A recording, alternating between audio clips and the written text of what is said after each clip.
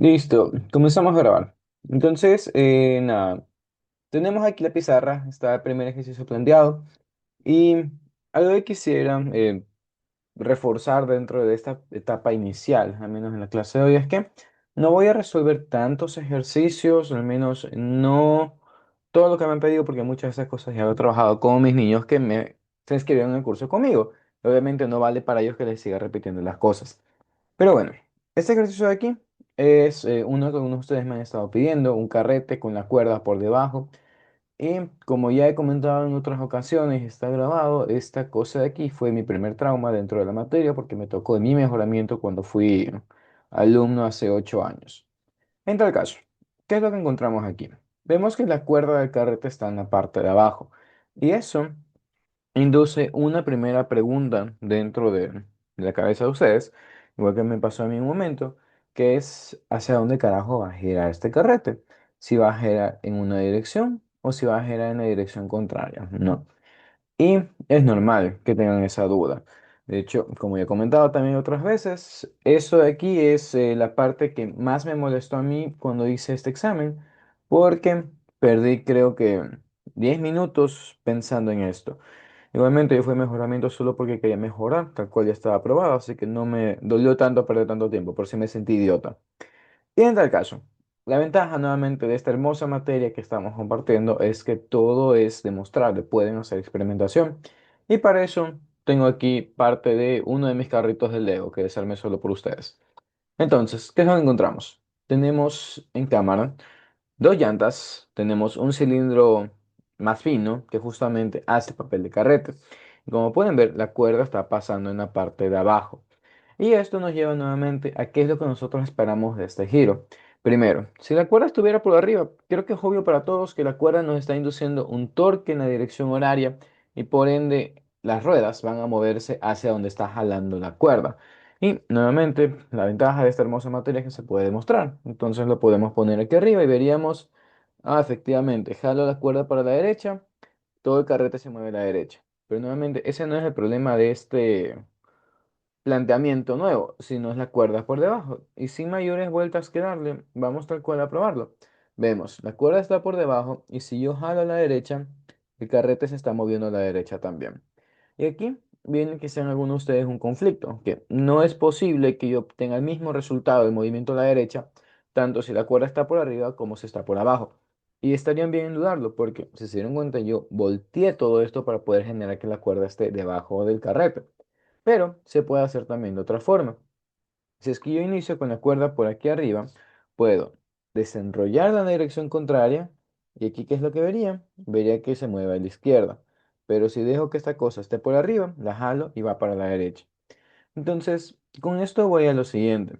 Como es bastante normal en todas las cosas que hemos venido tratando, tenemos movimientos positivos, negativos y suele haber un punto central donde las cosas no se mueven o un punto de transición.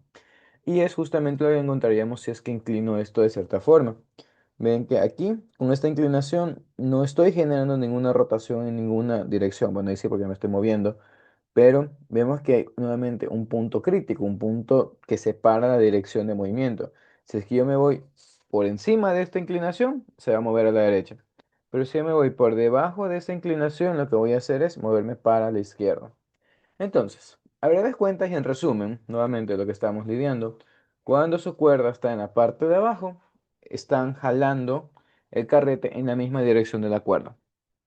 Y hecho eso, nuevamente ignoramos este ejercicio porque yo lo he trabajado bastantes veces con mis alumnos, así que vamos a trabajar otro más que es bastante similar, que está por aquí. Nuevamente, en el carrete ese de mi examen y el que me mandó ahora algunos de ustedes, el problema es la cuerda por debajo, nada más el entender hacia qué dirección se está moviendo. El resto del problema es bastante lineal en el sentido de que se trabaja de la misma forma como han trabajado otras cosas, que es identificar objetos, identificar torques, identificar relaciones de aceleración, plantear todo en un solo sistema y terminar de despejar. Entonces vamos a hacer justamente eso con este otro problema que no he resuelto. Tenemos entonces, tenemos un yoyo de gran tamaño que sería simplemente un carrete más y lo que estaríamos encontrando es que nos están dando la masa de cada uno de los discos grandes, nos están dando los radios grandes y nos dicen que está unido por un eje que tiene una masa despreciable, de forma que su momento de inercia no va a molestar, no es relevante. Conociendo eso, tenemos nuevamente una cuerda inextensible de masa despreciable. Vemos que está pasando por una polea de radio 2 y nos están dando su momento de inercia. Denme un momento, por favor.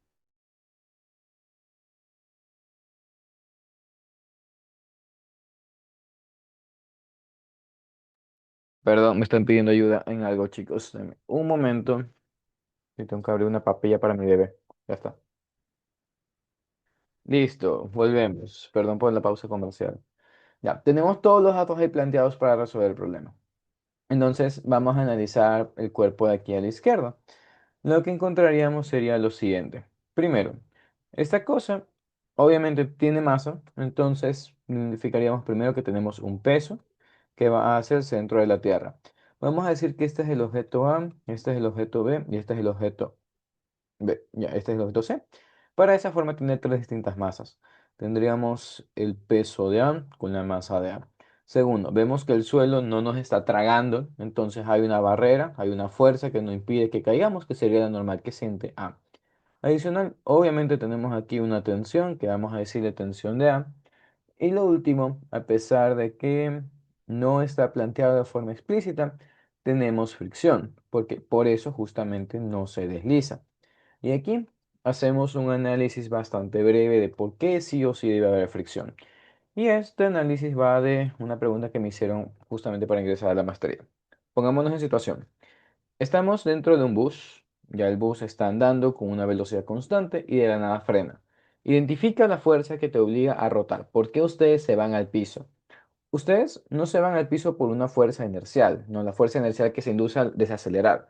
Ustedes se van al piso porque sus pies en el suelo se enganchan por efecto de la fricción y ustedes, como sienten una fuerza inercial y están enganchados en el piso, eso es lo que provoca su caída, no la fuerza inercial. Si es que el suelo estuviera liso, ustedes sienten una fuerza inercial y simplemente se estarían deslizando a lo largo del bus, pero obviamente no es lo que sucede. Y bajo esa idea, lo que diríamos es que obligatoriamente existe una fricción, aunque no esté de forma explícita. Y bueno, como ya han tratado ejercicios de este tipo, me imagino que sabrán que la dirección de la fricción, si bien tiene una dirección predeterminada, da igual su planteamiento o su dirección, porque con el manejo de las ecuaciones de este cuerpo se va a desaparecer. Entonces, vamos por ahora a poner la fricción a la izquierda. Y me parece que... Ah, no, si nos están pidiendo. Ya, como nos están pidiendo calcular la fuerza de fricción, al final vamos a ver si está bien o está mal planteada esta dirección. Así que, dicho eso, veríamos que aquí no hay nada más que analizar. Obviamente tenemos que hacer las ecuaciones, pero lo hacemos después. Y como ese ya está ahí analizado, revisamos qué le sucede a B. Veríamos que este cuerpo B tiene algo más de lo mismo. Es un cuerpo que tiene una masa, entonces tiene un peso. Y sería con la masa de B. Segundo, vemos que de él están naciendo dos cuerdas, que serían las tensiones, así que a la izquierda tenemos tensión A y para abajo tenemos la tensión C. Pero por último, como he mencionado también bastantes veces, en este momento esta polea está sintiendo dos fuerzas, una fuerza a la izquierda y, bueno, y dos hacia abajo. Como está así planteado, esta cosa debería sentir una fuerza neta que está yendo para a la izquierda y abajo, de forma que se tiene que caer a la izquierda y para abajo. Dice que soy un idiota diciendo esto cada rato, pero la idea es que, como nos están jalando en esa dirección, pero no se mueve porque está quieto, debe haber algo que cancele estas fuerzas. Y aquí lo que diríamos de manera intuitiva es que existe una reacción que va para arriba a la derecha por dos cosas. Si es que me están jalando a la izquierda y no debo moverme a la izquierda porque estoy quieto, mi reacción horizontal debe ser a la derecha para cancelar esta otra. Y la misma idea se maneja de forma vertical. Pero si quieren verlo de otra forma, sería por la sumatoria de fuerzas. Veríamos que esta cosa no se mueve. Entonces, cuando llega a mi suma vectorial, tendría tensión de A a la izquierda, tensión de C para abajo, peso de esta cosa para abajo y nuevamente, si es que no me muevo, debería pasar que mi suma vectorial, mi punto inicial debe ser igual a mi punto final. Pero en este momento no está planteado de esa forma porque no hemos puesto la reacción.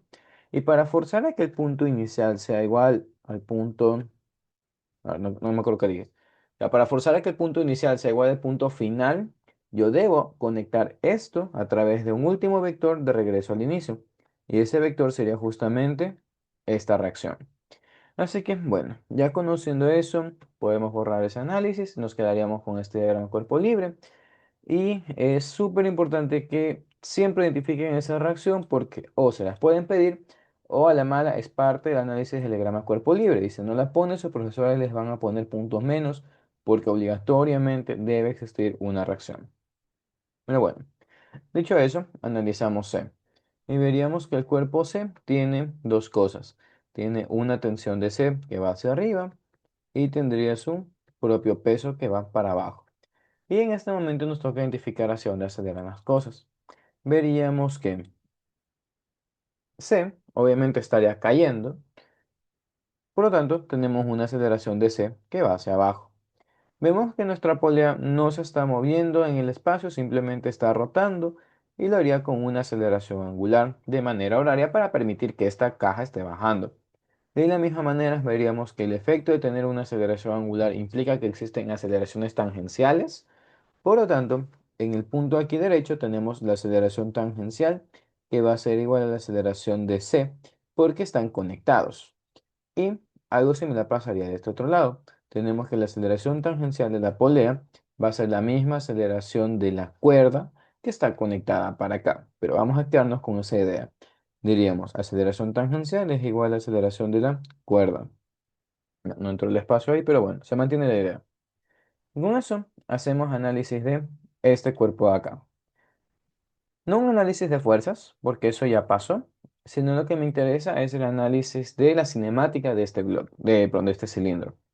Lo que vemos es que como esta cosa está rotando y trasladándose en el espacio, debemos obligatoriamente trabajar con la idea de traslación y rotación. Eso donde ustedes habían visto ya en clases que en la parte de arriba tenemos el doble de la velocidad del centro de masa. En el centro de masa pues, tenemos la velocidad del centro de masa y en la parte de abajo tenemos cero. Y se cumple un perfil triangular que une la parte de abajo de cero con la parte superior de 2. Y eso nos lleva a una pregunta, que es cómo se trabaja cada punto que está en medio. Y eso simplemente lo hacemos a través de una proporción, abusando de esta distribución triangular. La idea es la siguiente. Como nosotros estamos enganchados ligeramente al suelo, porque nuevamente ese es nuestro punto de contacto, podemos decir, ¿sabes qué? Aquí tengo un eje. Y ahí sería mi eje instantáneo. Y ahora, ¿qué sucede con ese eje? Como cualquier eje, desde este punto rotan las cosas. Y lo que veríamos es que todo el carrete está rotando en la dirección horaria, con la misma aceleración angular que gira respecto a su centro de masa. Esto es por efectos de relatividad. En tal caso, lo que veríamos es que la aceleración de la cuerda no es nada más que la aceleración tangencial de este punto. Y noten eso, estoy diciendo tangencial. Tangencial a esta zona de aquí, donde medidas del eje tenemos esta distancia. Lo que nos llevaría a describir esta distancia de la siguiente forma. Como estamos con un punto de referencia en el suelo, yo le digo a esta distancia como la distancia medida desde el suelo hasta un punto cualquiera o un punto X. Y simplemente sería el radio que nosotros usamos para conectar el eje con nuestro punto de interés o nuestro punto de análisis. Dicho eso, esta distancia de aquí la usamos para la siguiente distribución. Diríamos que la aceleración de un punto X no es nada más que la distancia medida desde el suelo hasta dicho punto X y esto multiplica a la aceleración angular. De esta forma, podemos revisar un par de cosas. Primero, si es que estamos conectados al centro de masa, veríamos que la distancia desde el suelo al centro de masa es el radio grande. Y diríamos lo siguiente, la aceleración del centro de masa es igual a la distancia desde el suelo hasta el centro de masa por aceleración angular. Como este es el radio grande, tenemos R por alfa, que es justamente lo que nosotros esperamos siempre que trabajamos con este tipo de ecuaciones.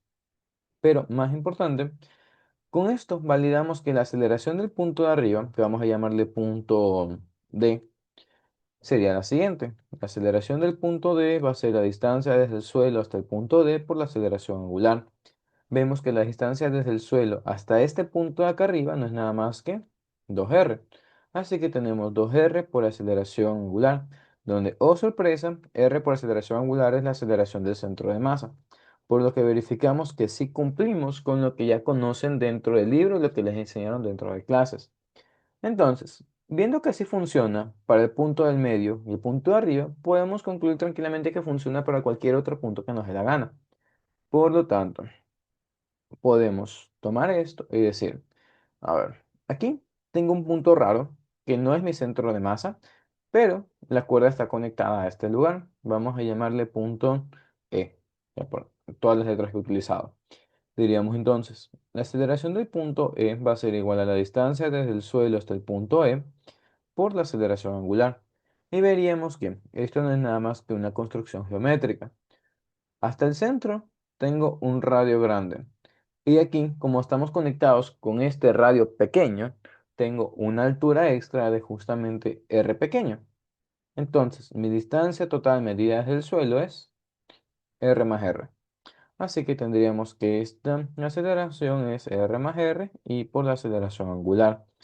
Pero esto nos trae un ligero y nuevo problema, que es que ya, esta aceleración de este punto es la misma aceleración de la cuerda, pero no me soluciona mi problema, o no me soluciona la vida, en el sentido de que en mis ecuaciones de dinámica, a mí no me interesa esta aceleración, me interesa la aceleración del centro de masa de mi cuerpo.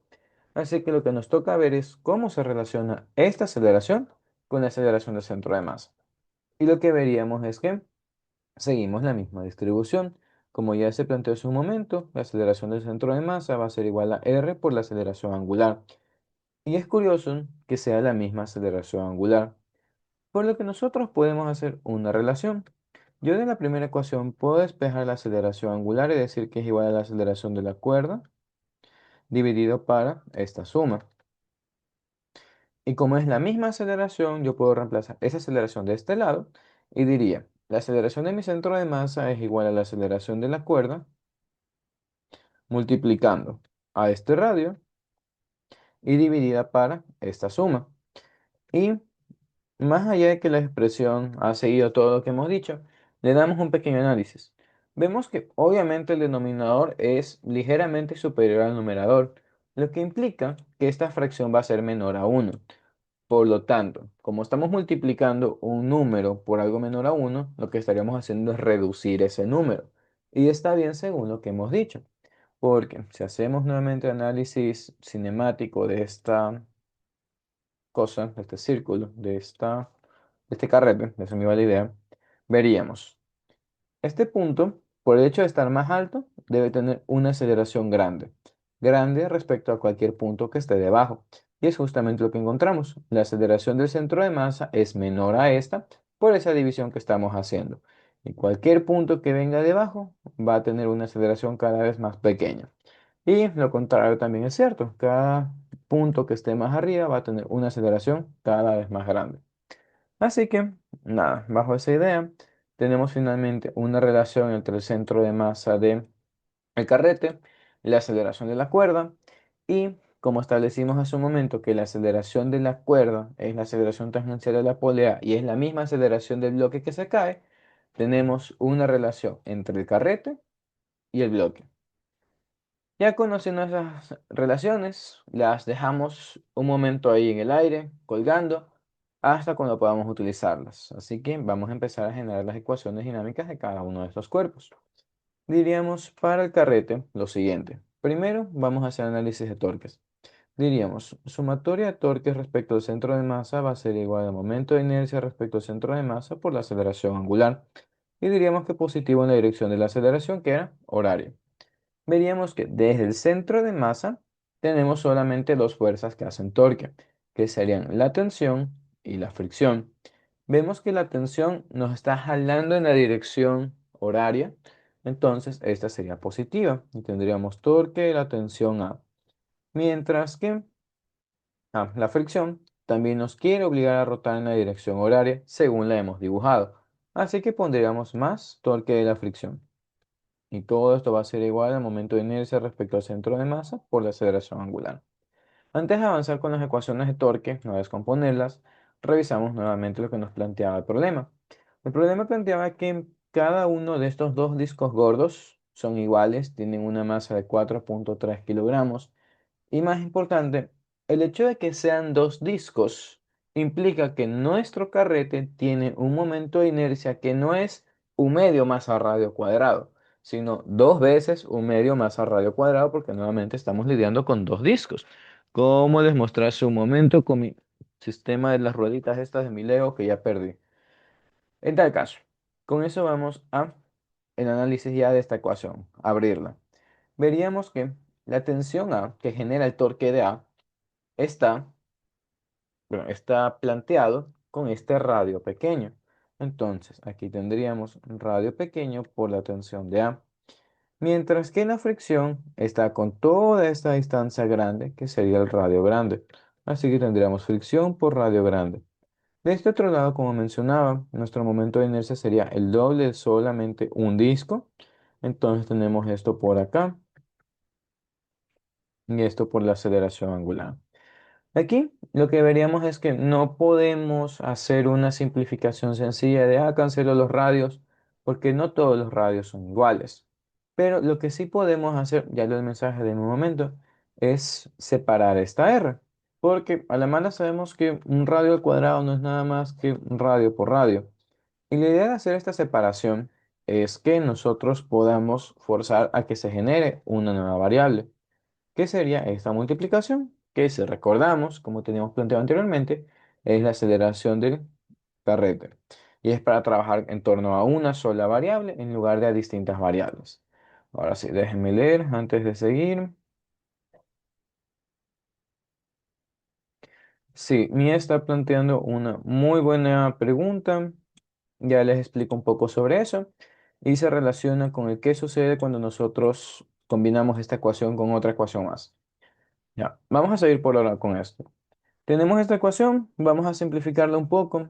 Tendríamos que, nuevamente aquí está el radio pequeño, la tensión, tenemos fricción. Podemos cancelar este 2 y este un medio. Tendríamos la masa de... Aquí es un poco complicado expresarlo. Esto sería solo de un disco. Así que para evitar problemas vamos a poner directamente el valor. La masa de cada disco era de 4,3. Entonces vamos a reemplazar eso. Tenemos 4,3. Ya eso por radio y por la aceleración del carrete. Ya. Hecho ya el análisis rotacional del carrete, nos metemos con el análisis traslacional, donde veríamos que en Y no sucede nada interesante, el sistema está equilibrado, mientras que en X sí sucede algo, y es que todo el sistema tiene que estar acelerando a la derecha. Entonces, con positivo para la derecha, diríamos lo siguiente. En nuestra sumatoria de fuerzas en X, tenemos masa de A por la aceleración de A. Positivo todo para la derecha. Tenemos tensión menos fricción y esto es igual a la masa de A por la aceleración de A. Nuevamente hay que tener cuidado con estas masas. En este caso estoy haciendo referencia a todo el cuerpo del carrete, que sería el doble de la masa de un solo disco. Así que nuevamente vamos a reemplazar las cosas aquí. Tendríamos 8,6 kilogramos en total. Y esto nos lleva a una nueva pregunta. No, nosotros no conocemos el coeficiente de fricción, así que no podemos decir que la fricción es mu por normal y de ahí despejarla y reemplazarla bonita en las ecuaciones que tenemos, porque nuevamente no la conocemos, no la tenemos. Entonces, la idea es que si nosotros arrastramos esta fricción a las ecuaciones que vamos a generar con el resto de cuerpos, vamos a hacernos un mal a nosotros mismos porque estamos lidiando con más variables de las que necesitamos. Por lo tanto, lo que podemos hacer es juntar las dos ecuaciones así como están y ver cómo podemos eliminar esa fricción de la cual no tenemos mayor información. Y lo que veríamos es lo siguiente. En una ecuación la fricción está positiva, en la otra está negativa, entonces ya tienden a matarse la una a la otra, pero lo que nos falta es obligar a que ambas tengan el mismo radio. Y eso lo arreglamos simplemente multiplicando toda la segunda ecuación por radio grande. Y veríamos que ahora sí puedo juntarlas, esto desaparece y me quedaría con esta suma. Tengo un radio grande más radio pequeño por la tensión de A es igual a toda esta suma que tendríamos 12,9 por la misma aceleración, porque estoy hablando de la aceleración del centro de masa del carrete o cuerpo A, y por ese radio grande. Y listo, tenemos esta ecuación sin mayores problemas. Ahora, noten algo importante. Si yo hubiera puesto la fricción a la derecha en la ecuación de torque, esta sería una fricción que se va en contra de lo que quiere hacer la tensión. Mientras que, nuevamente, si pongo la fricción a la derecha en la ecuación de dinámica translacional, la fricción sería positiva. Así que igualmente entre las dos ecuaciones van a terminar matando la fricción, que es justamente la idea del por qué ustedes no se preocupan aquí en a dónde poner la fricción, porque siempre se va a cancelar. Pero bueno, dicho eso, nos ponemos a analizar lo otro que estaba planteando Mía. ¿Qué es lo que ella estaba diciendo? Hace rato yo mencioné que tenemos nuestro eje instantáneo, que es en este punto donde se toca con el suelo. Y nuevamente tenemos que, por relatividad, la aceleración angular se va a mantener como una constante.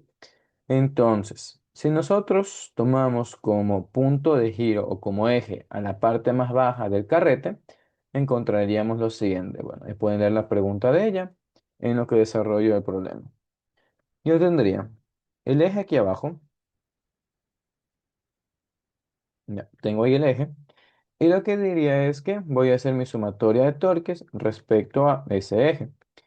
Y esto nos lleva a una parte importante. Si es que yo hago mi sumatoria de torques respecto a cualquier punto que no sea el centro de masa, también tengo que tomar mi momento de inercia respecto a este cualquier punto que no es mi centro de masa.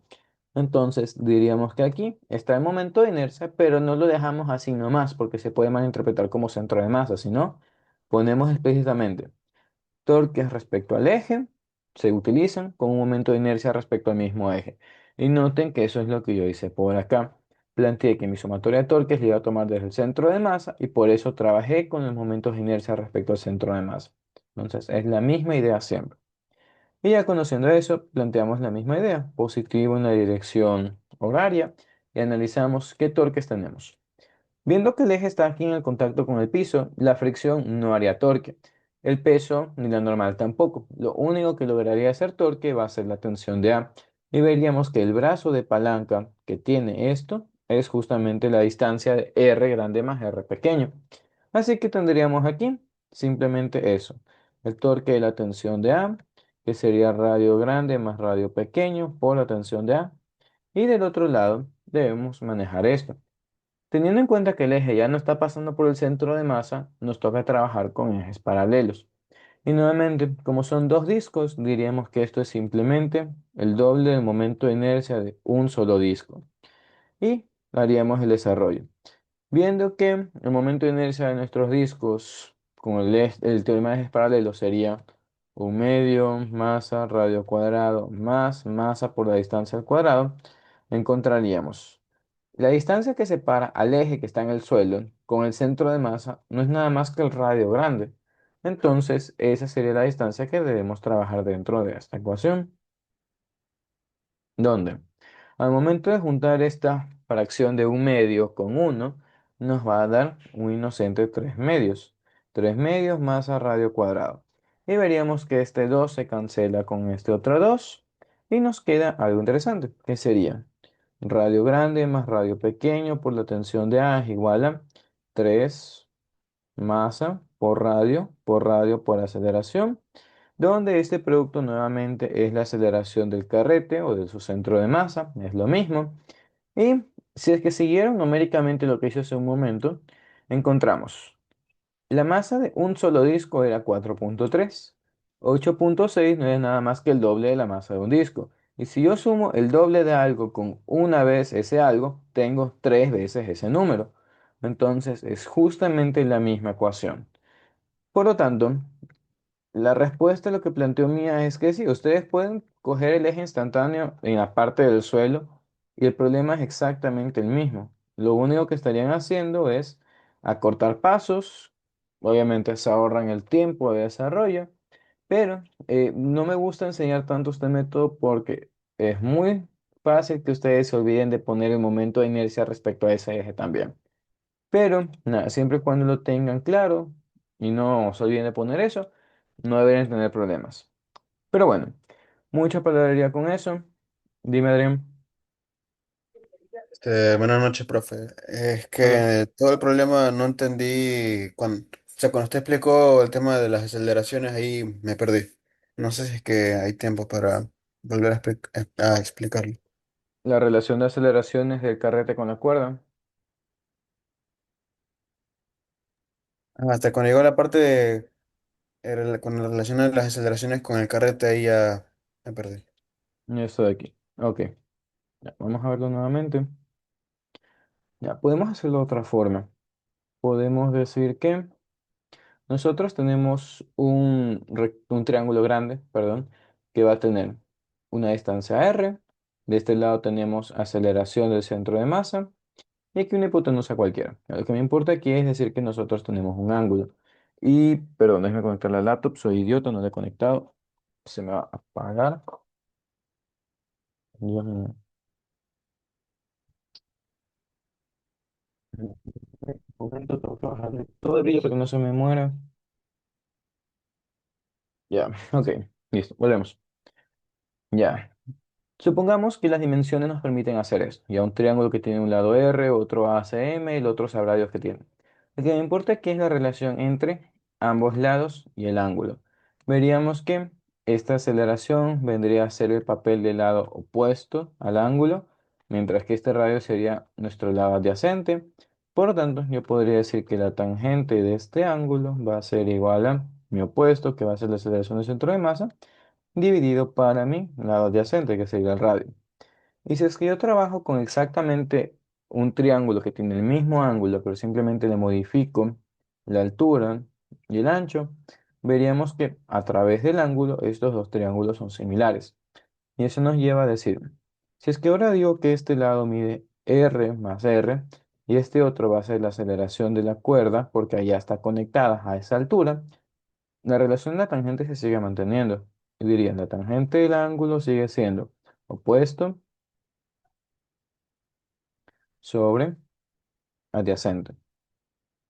Y como hablamos del mismo ángulo y de la misma tangente, entonces estas dos cosas son iguales. Por lo tanto, ambas fracciones serían iguales. Así que podemos decir, la aceleración del carrete, vamos a ponerle car, sobre radio grande va a ser igual a la aceleración de la cuerda, que es la misma aceleración del bloque que está colgando, dividido para radio grande más radio pequeño. Por lo tanto, como a mí me interesa encontrar una expresión para la aceleración del carrete, diría que la aceleración del carrete es igual a la aceleración del bloque que se cae por radio grande sobre radio grande más radio pequeño. Y ahí tenemos la misma ecuación de ese momento, pero visto de otra forma. ¿Te quedó claro ahí?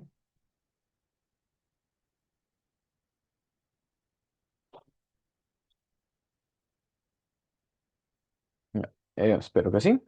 En este caso, sigamos. Entonces, solo Dime. lo que hizo la primera vez es que primero relacionó la aceleración del centro de masa al radio y después desde el punto donde está conectada la cuerda al carrete. Sí, eso es todo. Porque aquí nos va a tocar mezclar las tres ecuaciones cuando ya las generemos. Entonces, vamos a generarlas justamente. Veríamos entonces, la polea simplemente está rotando, no se está trasladando, entonces no le hacemos análisis de fuerza, simplemente torques. Diríamos, sumatoria de torques va a ser igual al momento de inercia de la polea por la aceleración angular y nuevamente respecto al centro de masa. Nuevamente, dirección positiva horaria y tendríamos torque positivo, el de la tensión C, torque negativo, el de la tensión A. Y momento de inercia sería simplemente el de un disco. Entonces tenemos un medio de la masa B por radio cuadrado por la aceleración. Y aquí planteamos cada uno de los torques, donde veríamos que como cada uno está colocado a una distancia R, entonces podemos sacar esta R como factor común y tenemos R por la tensión C menos la tensión A, que es igual a un medio de la masa de la polea o cuerpo B radio cuadrado y aceleración angular, donde podemos cancelar un radio y veríamos que este producto es la aceleración tangencial de la polea, que nuevamente es la misma aceleración del cuerpo C o bloque que se está cayendo, como le queramos decir.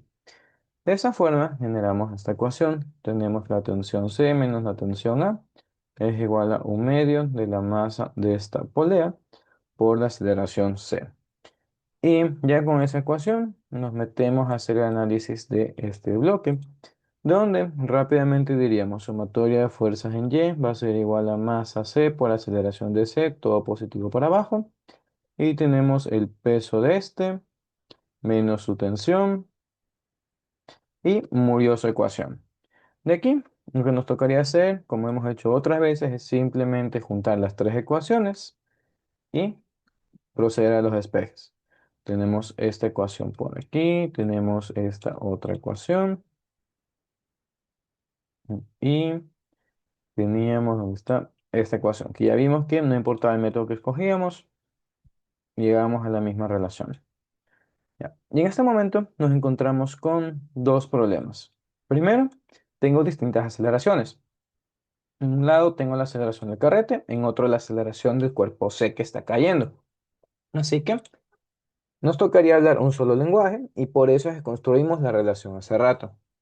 Diríamos que, nuevamente, la aceleración del carrete es igual a el radio por la aceleración de C, todo sobre la suma de esos radios.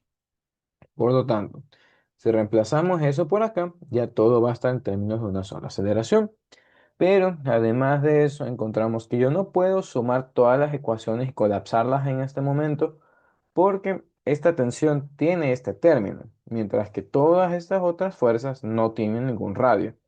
Entonces, podemos seguir uno de dos caminos.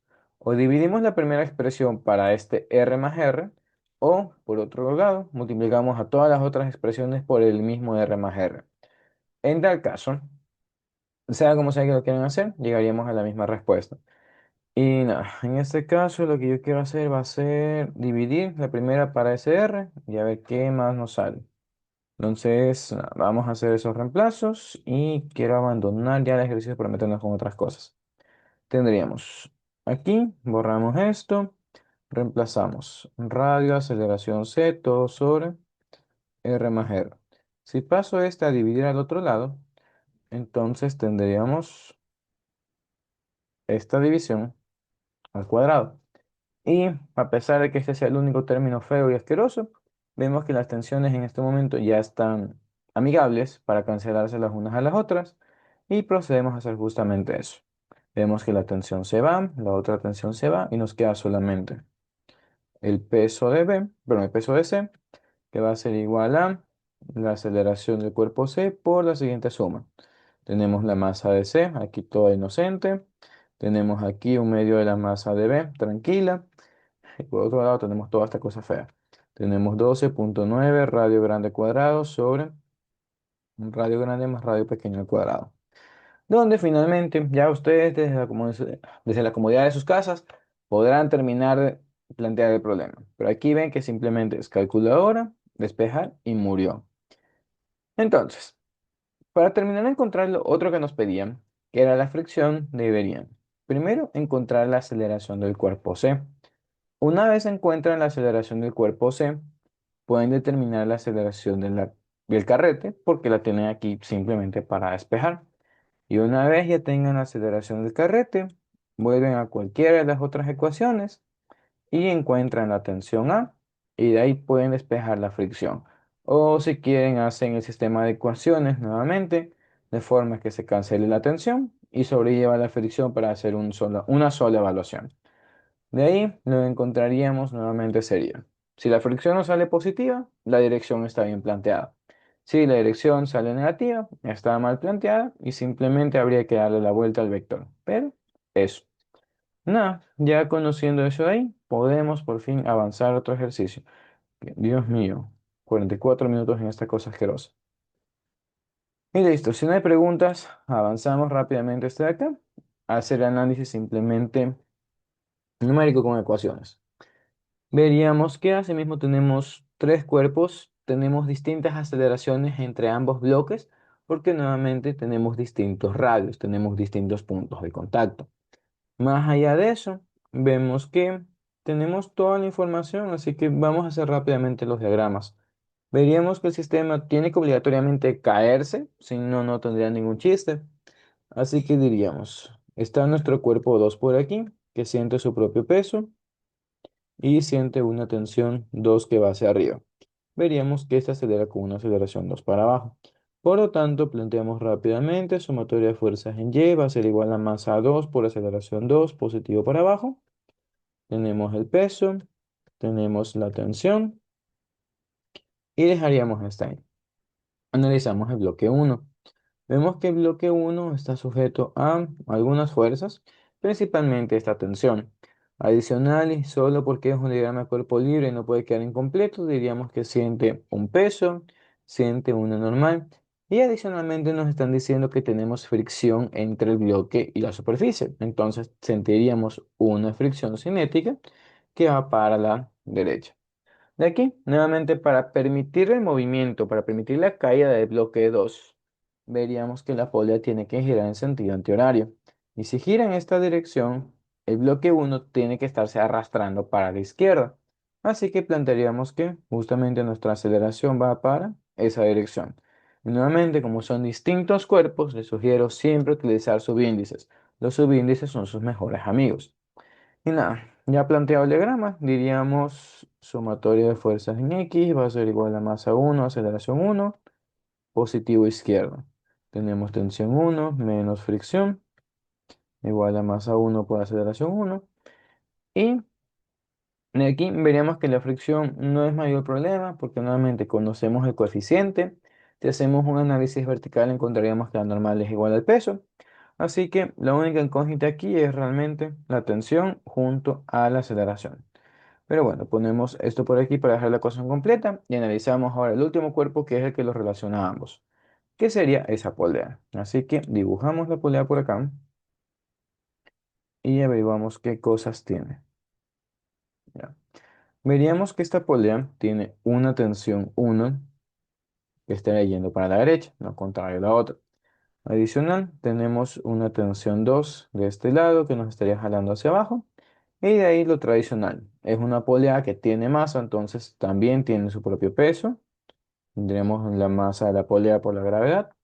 Y nuevamente bajo la idea de hace rato.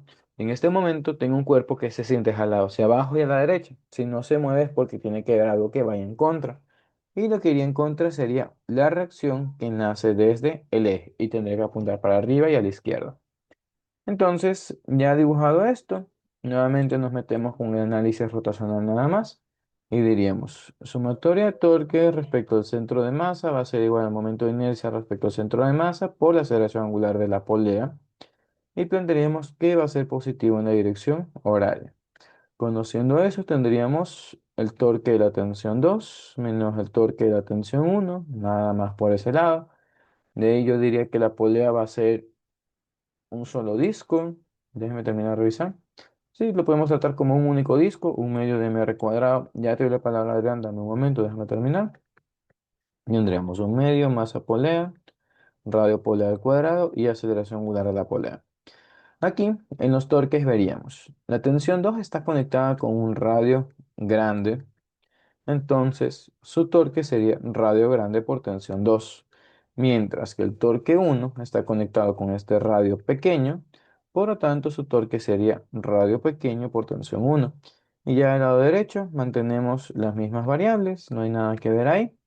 Y de aquí, lo único que nos tocaría hacer es reconocer que, una vez más, aquí yo puedo separar este cuadrado como una multiplicación y tendría esto. Y este producto es una aceleración tangencial, como se definió previamente, ¿no? Porque el hecho de que tengo una distancia y una aceleración angular, pero hay que tener cuidado con qué aceleración angular estamos hablando. Como yo lo veo ahí, así como lo tengo planteado, yo diría, esta aceleración tangencial, por el hecho de que estoy utilizando el radio grande, va a ser la aceleración que tiene el bloque 2. Entonces, yo diría que estas dos son iguales. Y pueden trabajarlo todo en torno a la aceleración 2 o lo que podrían hacer es trabajar todo el problema en torno a la aceleración angular. Simplemente les doy herramientas, ya cual quieran usar, es muy cuestión de ustedes. Pero bueno, volvamos a la ecuación de arriba porque lo tradicional es trabajar solo con la aceleración angular. Ahora sí, dime Adrián. Nomás me tenía confundido de cuál es ese vector R que está en el diagrama de cuerpo libre. Ya, te pregunto, si es que solamente tienes un cuerpo que está siendo jalado hacia abajo y a a la derecha, ¿hacia dónde se va a mover?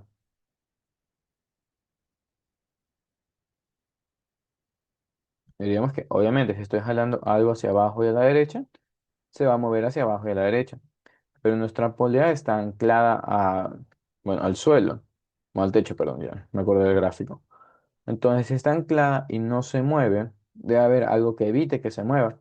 Y esa sería justamente la fuerza que estamos planteando ahí. Debe ser una reacción que evita la traslación de la polea.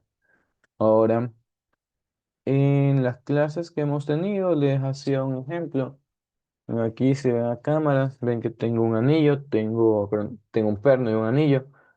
Para que el anillo no se mueva y solamente rote, este perno tiene que evitar que se mueva, y tiene que responder a donde yo le esté induciendo un movimiento al anillo. Si yo jalo el anillo a la derecha, el perno tiene que estarme jalando a la izquierda para evitar el movimiento. Si yo jalo el anillo hacia abajo, el perno tiene que estarme jalando hacia arriba para evitar que se caiga el anillo. Y si yo combino ambos movimientos a la derecha y para abajo, el perno tiene que responderme empujándome hacia arriba y a la izquierda para evitar nuevamente que se mueva. O sea, es eso. Simplemente tienes una reacción por la acción del perno. ¿Me avisas? Mm. Mientras tanto, vamos a decir lo siguiente. La aceleración 2 no sería nada más que producto de el radio grande por la aceleración angular, como planteamos hace un momento. Mientras que la aceleración uno sería producto del radio pequeño por la aceleración angular. Y de aquí vemos nuevamente el problema ya está casi que planteado para ser resuelto. Vemos que ya tenemos una sola aceleración angular que se puede despejar fácilmente después de que terminemos de eliminar las tensiones. No. Veríamos que nuevamente hay una incongruencia con los coeficientes, que sería justamente esta relación de radios. Entonces, hacemos multiplicaciones rápidamente y terminamos con este problema.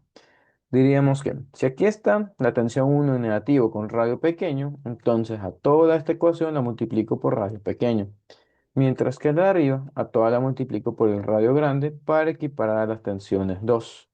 Y aquí ahora sí, puedo juntar todas las ecuaciones, cancelar los términos y tendría esto de aquí menos la fricción, esta.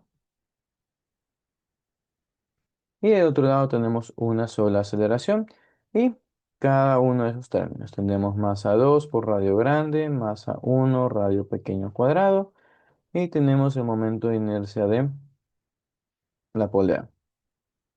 Ya, y murió. De aquí, nuevamente ya la resolución numérica es puro despeje y reemplazo.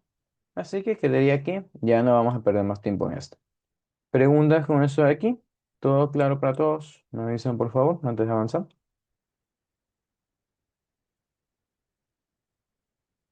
Ya. Dime, Hilary. Profe, para ahí encontrar las aceleraciones de cada bloque sería simplemente, en este caso, hacer como en el anterior ejercicio, Claro. hacer esa Sí, relación. sí, ya conociendo la aceleración angular, podemos decir nuevamente, mi aceleración uno, que es con el radio pequeño, va a ser radio pequeño por la aceleración angular. Y la 2 sería radio grande por la misma aceleración angular.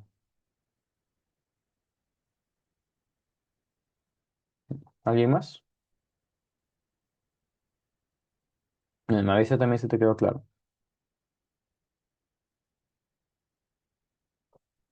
Sí, ok, listo. Nada, si no hay nadie más, entonces avanzamos con el siguiente. Tendríamos, Dios mío, hay bastantes cosas que hacer. Ya, tenemos este problema de aquí. Nos dicen que tenemos un estudiante sentado sobre un taburete que puede girar sobre su eje vertical. Vemos que están sus manos en posición vertical. Tenemos una rueda de bicicleta. Encontramos el momento angular que va hacia arriba. Nos dan el momento de inercia respecto al eje. Ya, nos da el momento de inercia del estudiante junto al taburete. No hay problema. Nos están dando la velocidad angular en este momento.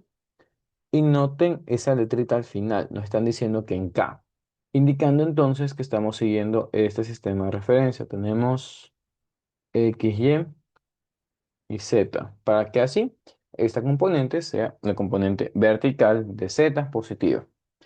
Pero bueno, conociendo eso, nos están diciendo que el estudiante tiene una velocidad inicial de cero Y en un instante dado, el estudiante gira la rueda, como la podemos ver. Ahora está apuntando hacia abajo. Y nos dicen que la velocidad angular de la rueda ahora es menos 61. No, está bien, está apuntando para abajo.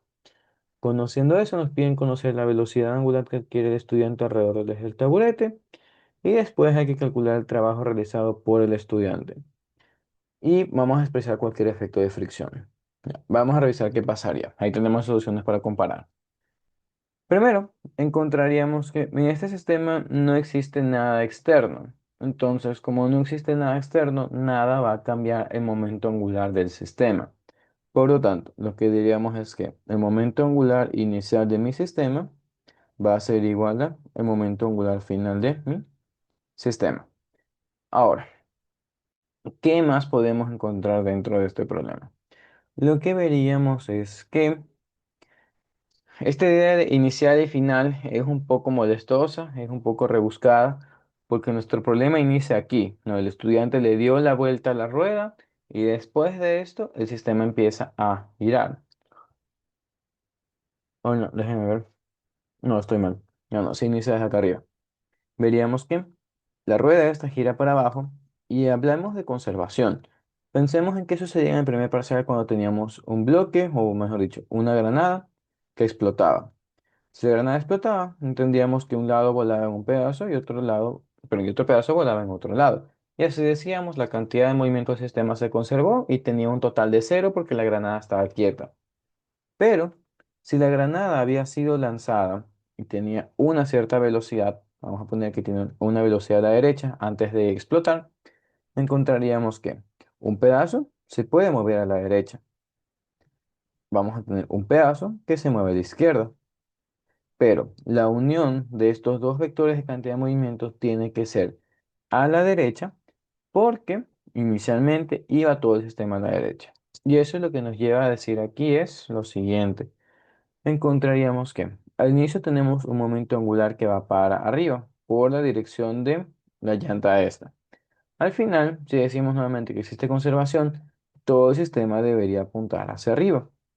Entonces, si vemos que la llanta de la bicicleta apunta hacia abajo, lo que tiene que pasar es que el niño, bueno, el alumno, junto al taburete este, deben empezar a girar, pero con un momento angular que vaya hacia arriba para compensar el hecho de que ahora el disco este está girando hacia abajo. Entonces, esperando que se haya entendido la idea de la conservación, nuevamente bajo lo mismo que pasaba con una granada que explotaba, vamos a plantear justamente esto. Diríamos que, como hablamos de conservación del sistema, al final te doy la palabra, Adrián, dame un momento. Ya, como estamos hablando de sistema, diríamos que tenemos el sistema compuesto por dos objetos. Tenemos el momento angular inicial de el estudiante y el taburete, más el momento angular inicial de el disco, vamos a ponerle. Y recordando que estamos hablando de vectores, vamos a ponerlo así, con una notación vectorial.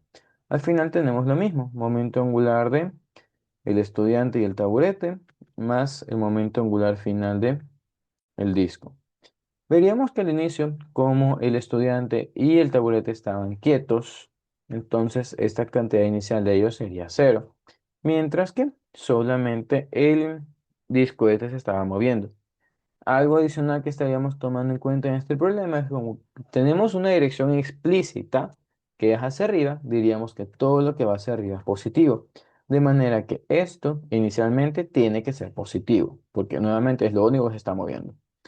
Diríamos entonces, la rueda tiene este momento de inercia, tenemos 0,21 y multiplicamos esto por la velocidad angular de 61.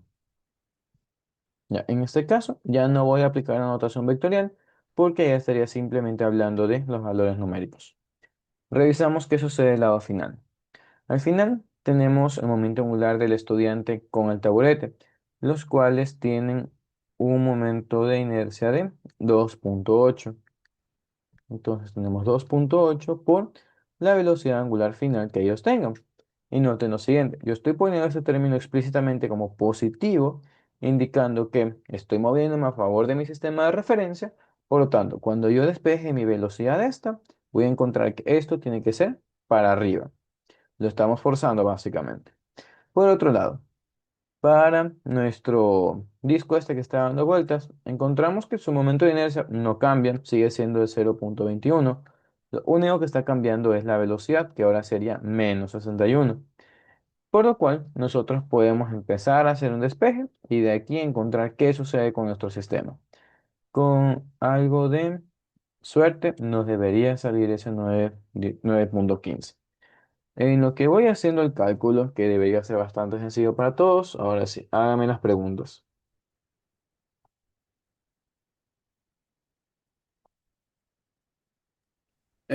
Profe, Muy bien. cuando, cuando estaba Dime. analizando, usted estaba analizando el sistema cuando dice que gira la rueda para que el momento angular de esta sea para abajo y para que se conserve, el taburete tiene que tener momento angular hacia arriba.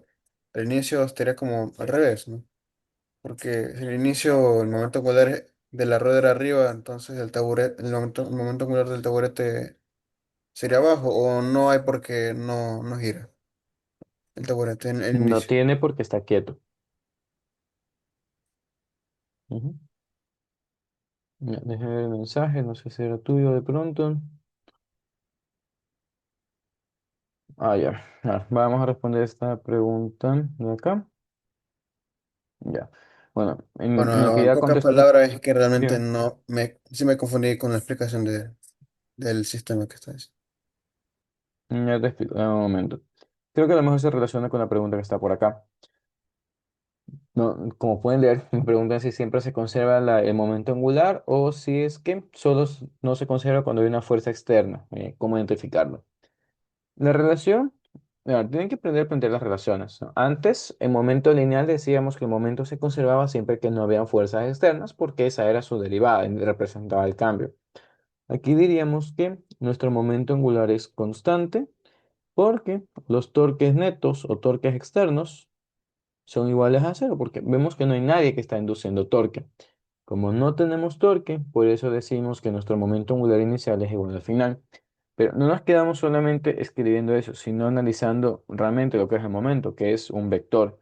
Y aquí viene lo que estaba mencionando sobre el sistema de referencia. No, si al inicio, la única cosa que da vueltas tiene un momento que va hacia arriba, y hablo de conservación, entonces, si al inicio tengo un vector que va hacia arriba, al final también debo tener un vector que va hacia arriba.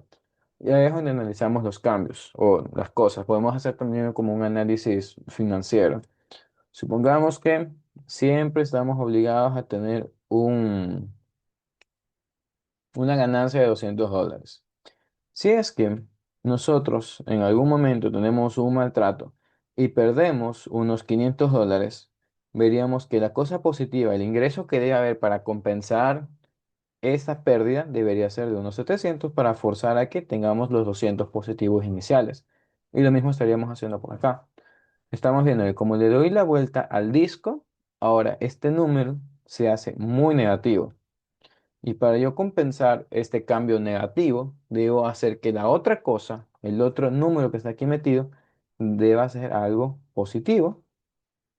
Y por eso, al indicar que debe ser positivo, estoy diciendo, este debe ir a favor del sistema de referencia y por eso es que está como positivo y al final vemos que tras el despeje, si siguieron la pista, no que tienen que pasar esto al otro lado, se sumaron y dividimos todo para 2,8, vemos que nos sale 9,15 y no solo 9,15 sino 9,15 positivos, indicando que está bien el planteamiento que habíamos planteado y la dirección que le habíamos dado a este vector.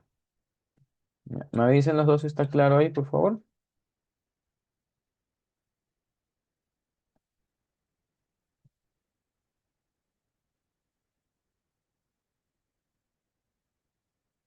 Ah, claro, si el taburete estuviera girando al inicio, también nos tocaría ver hacia dónde está apuntando. No necesariamente va a ser hacia abajo. Si te dicen que está girando también hacia arriba, pues aquí tendríamos un numerito más que sumar.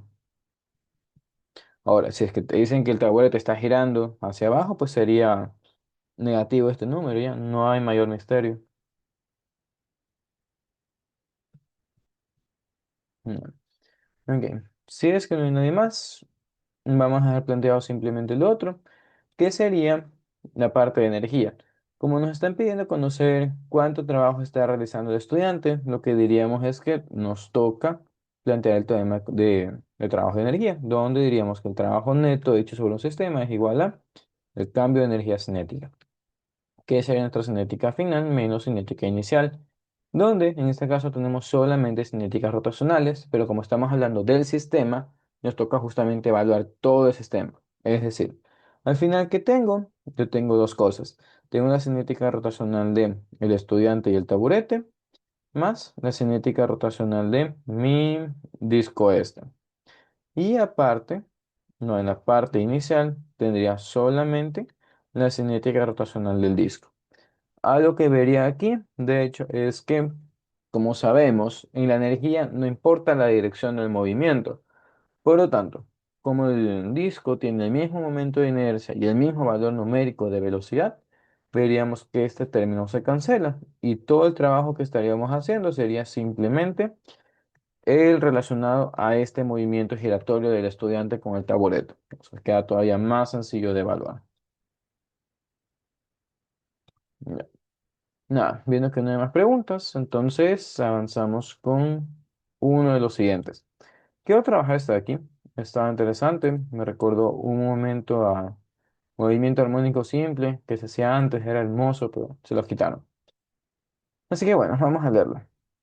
Nos están diciendo que tenemos una varilla de 200 gramos de masa y 40 centímetros de longitud. Tenemos dos esferas macizas de 500 gramos cada una. Nos están dando sus radios. Y nos están diciendo que el centro de masa de cada esfera se encuentra a 8 centímetros, el extremo más cercano de la barra. Conociendo eso, encontramos que este sistema lo tenemos suspendido con un eje perpendicular que pasa la varilla por el centro de una de las esferas.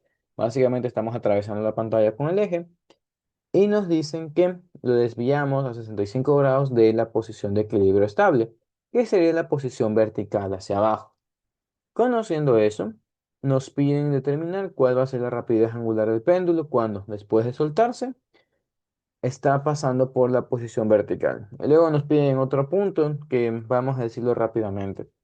En este otro punto, veríamos que la energía va a ser exactamente la misma energía que tenemos aquí en este otro literal y la misma energía que tenemos al inicio cuando el ángulo es de 65 grados. Porque en ningún momento nos plantean que tenemos energía que esté saliendo del sistema.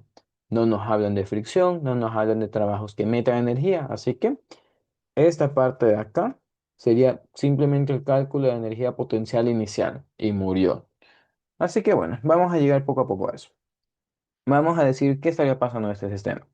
Primero, como está resaltado, obviamente nos toca trabajar todo el problema con energía, pero cuando ustedes ya están en el capítulo, o mejor dicho, cuando ya pasan el capítulo de centro de masa, no analizan energía potencial respecto a cualquier puerco punto, lo analizan respecto al centro de masa de sus sistemas. Entonces, vamos a encontrar en dónde estaría el centro de masa. Y en este caso veríamos que es sencillo. Nosotros vemos que esta varilla está, perdón, esta masa está a 8 centímetros del extremo, igual que esta otra. Chicos, por favor, no me rayen la pizarra. Ya, 8 centímetros. ¿Qué más vemos? Las masas son simétricas en el sentido de que ambas tienen la misma masa. La varilla es también uniforme y simétrica.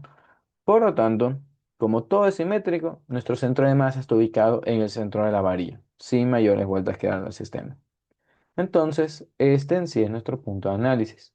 Y lo que diríamos es que, como nuestra varilla tiene una longitud total de 40 centímetros, entonces desde el eje hasta el centro de masa tenemos un total de 12 centímetros. Y si es que no les queda claro, recuerden, aquí tenemos 20 centímetros en un lado, aquí tenemos otros 20 centímetros, y si a 20 le quito 8 me sobran 2. Así que, bueno. Dicho eso, nuevamente planteamos, aquí está mi centro de masa, entonces toda la energía potencial que yo llegue a plantear depende de ese punto. Y eso nos permite simplificar el sistema y decir que tenemos un equivalente. ¿Qué sería esto? Tenemos por aquí la posición vertical de equilibrio, tenemos por aquí una varilla que mide 12 centímetros y cuyo centro de masa está a este punto. Vamos a ponerlo como un punto gordo simplemente para que sea representativo. Conocemos que aquí existe este ángulo de 65 grados. Y lo que nosotros conocemos que va a pasar con esta varilla cuando la suelte es que va a seguir una trayectoria circular, de forma que el punto más bajo va a pasar por acá. Y aquí recordamos las nociones de energía desde el primer parcial. Ustedes deberían definir el sistema de referencia y igual a cero en el punto más bajo de sus trayectorias, para así decir que su energía en la zona más baja es cero, y con esto adicionalmente establecen respecto a dónde van a medir las alturas. Dicho eso, diríamos, ya aquí lleva de cero, no es de gran utilidad en este momento, pero nos es útil para decir que aquí tenemos nuestra altura inicial del centro de masa, con la cual vamos a calcular la energía potencial gravitacional. Entonces, dicho eso, nos toca simplemente la misión de encontrar cuánto vale esta altura. Y esto debería ser sencillo para ustedes a través de trigonometría, donde vamos a plantear lo siguiente. Yo diría que aquí, en la parte de arriba, tengo un triángulo que tiene de hipotenusa 12, de ángulo 65 grados, y tenemos una altura del triángulo que no sabemos cuánto vale en este momento, pero la podemos calcular a través del coseno. Entonces, vamos haciendo eso justamente. Tendríamos 12 coseno de 65. Para esto, revisen por favor que sus calculadoras estén bien programadas, no en degrees, no en radianes. Pero bueno, tenemos 5,07 centímetros. Y eso nos llevaría a lo siguiente. Entonces, que nuevamente nosotros dejamos que esta varilla caiga, encontraríamos que la distancia entre el eje hasta este punto gordo que definimos serían 12 centímetros. Por lo tanto, si son 12 centímetros totales, esto implica que aquí tenemos una altura de, porque sí, 7 centímetros. Me da pereza ponerme a trabajar con esos dos decimales. Entonces, ya conociendo estas alturas, vemos, mira, justamente este pedazo de aquí abajo es mi altura inicial. Entonces, con eso ya podemos plantear la energía inicial con la que vamos a desarrollar el resto del problema. Entonces, vamos justamente a desarrollarlo. Diríamos lo siguiente. Aquí nosotros podemos trabajarlo de distintas formas. Podemos trabajar o en torno a masas que se están trasladando o en torno a masas que están rotando, pero nunca pueden trabajar ambos sistemas a la vez. Vamos a hacerlo por rotación porque estamos en el parcial de rotación. Así que diríamos lo siguiente. Vemos que cada masa, no de estas esferas, tienen un radio. Entonces, a pesar de que el eje esté atravesando a una de las esferas, como la luna que tengo aquí, vemos que el hecho de que esta esfera tenga una geometría, y más importante, me estén dando el radio de esta geometría, me permite decir, eso es simplemente una cochina esfera que está dando vueltas respecto a su eje. De forma que yo puedo decir que tiene energía y puedo decir que tiene un momento angular distinto de cero. Si es que no nos dieran los radios y nos dijeran que los tratásemos como partículas puntuales, ahí diríamos que su momento de inercia es cero y murió. Pero nuevamente, como no es el caso, ni modo, nos toca decir que todo tiene un momento de inercia y podemos trabajar en torno a eso. Dicho eso, vamos a darles nombres a los distintos cuerpos. Vamos a decir que esta es la esfera A, esta de aquí va a ser la esfera B y la varilla va a ser el cuerpo C. Entonces diríamos lo siguiente.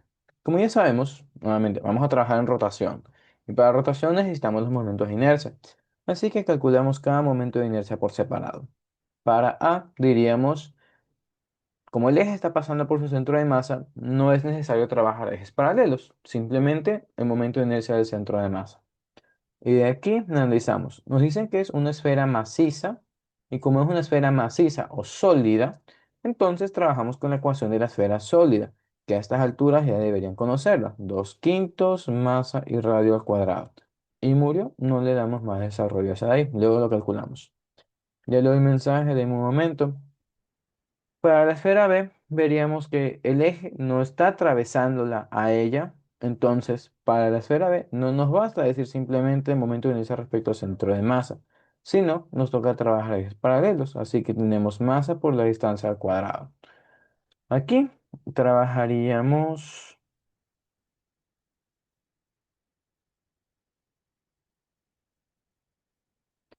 A ver, sí, bueno, Mía me está diciendo que a ella la distancia esta del triángulo le dio 10. La verdad es que sí me quedé viendo raro también mi resultado, pero aquí está mi calculadora, me sale 5,07. Y sí está en degrees. No sé, ¿me ayudan por favor verificando ustedes que les dé lo mismo? Dime, Adrián. ¿Cómo si la esfera B no la atraviesa justo en su centro de masa? O El la problema explícitamente está diciendo que el eje está atravesando acá arriba. O sea, tienes ya la ubicación del eje y te toca pegarte que el eje está allá arriba. Por eso no, o sea, no le damos mayores vueltas. Lo que te puedo decir, tienes un KFC a 3 kilómetros de tu casa. No te pones a preguntar, ¿y qué tal si está a 1 o 2 kilómetros? ¿No? Tú sabes que tu casa está en un lado, el KFC está en otro lado y tienes una distancia entre ellos. No, tu casa no es el KFC para decir que tienes una distancia cero. Nuevamente, solamente es leer el problema. A Hillary también le dio 5. Sí, yo diría que sí, estamos bien con el 5. Ya, revisa la calculadora mía. Pero bueno, para el resto, volvemos.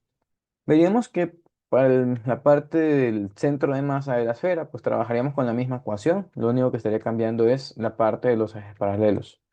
Tenemos entonces 2 quintos de mr cuadrado más esta masa por esta distancia al cuadrado. Vamos a determinar qué distancia sería. Veríamos nuevamente que por simetría aquí tenemos 12 centímetros. Entonces desde el eje hasta el centro de la masa B tenemos un total de 24 centímetros. Así que vamos a poner eso por aquí nada más. Directamente evaluémoslo, no quiero perderlo después. 0,24 al cuadrado.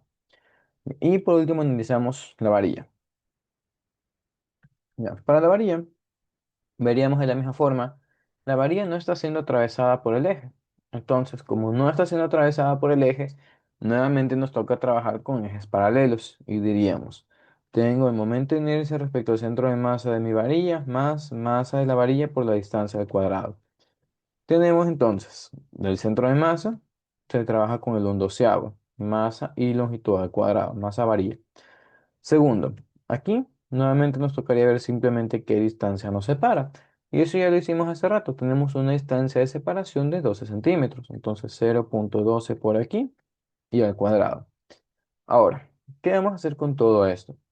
Yo diría que porque nos toca sí o sí trabajarlo como una resolución numérica, no tenemos más escapatoria que reemplazar los valores de las masas. Los radios todavía no los quiero hacer porque tengo fe de trabajar todo como una sola variable.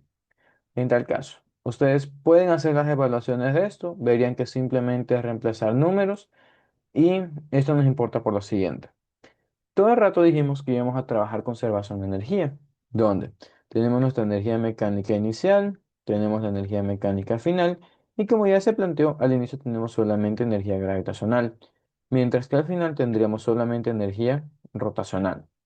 Y aquí podemos hacer lo siguiente. Al inicio tenemos masa total por gravedad por esta altura que hemos calculado para el centro de masa del sistema.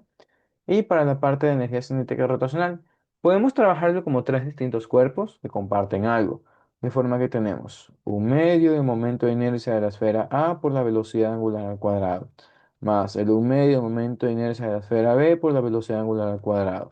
Y por último, el un medio el momento de inercia de la varilla por la velocidad angular al cuadrado. Y como pueden notar, dentro de todo trabalenguas, tenemos un medio y velocidad angular al cuadrado en todos estos términos, que son todos iguales.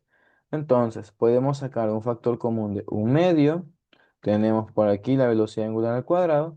Y aquí tenemos el momento de A, el momento de B y el momento de la varilla o cuerpo C, como pusimos hace rato. Donde esto de aquí sería simplemente la suma de todo lo que está aquí planteado. Por eso no quiero darle mayor desarrollo porque siento que alguna cosa se podría simplificar. Pero bueno, ya queda para ustedes nada más, porque se dan cuenta, esto ya es simplemente un despeje y murió. Algo adicional, adelantándome a cualquier pregunta, diríamos que las velocidades angulares son todas iguales porque estamos hablando de un sistema sólido. La varilla es sólida, entonces la varilla sólida obliga a que todos los puntos estén moviéndose con la misma velocidad angular. Y eso. Entonces, nada, con eso encontraríamos esta rapidez angular. Y ya conociendo la rapidez angular o desde un inicio conociendo la altura, podrían simplemente encontrar energía mecánica y responder literal B. ¿Preguntas con esta de aquí?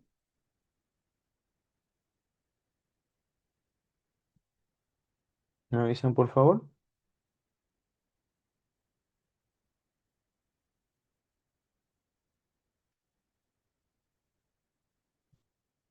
No. Si todo está bien, entonces avanzamos. A ver, por aquí había algún otro también bello, interesante. Y un ejercicio estúpido. Vamos a resolver el ejercicio estúpido. Ya, me estoy burlando del ejercicio porque, insisto, es una pendejada. Y me sorprendió porque esta cosa la tomaron en un examen.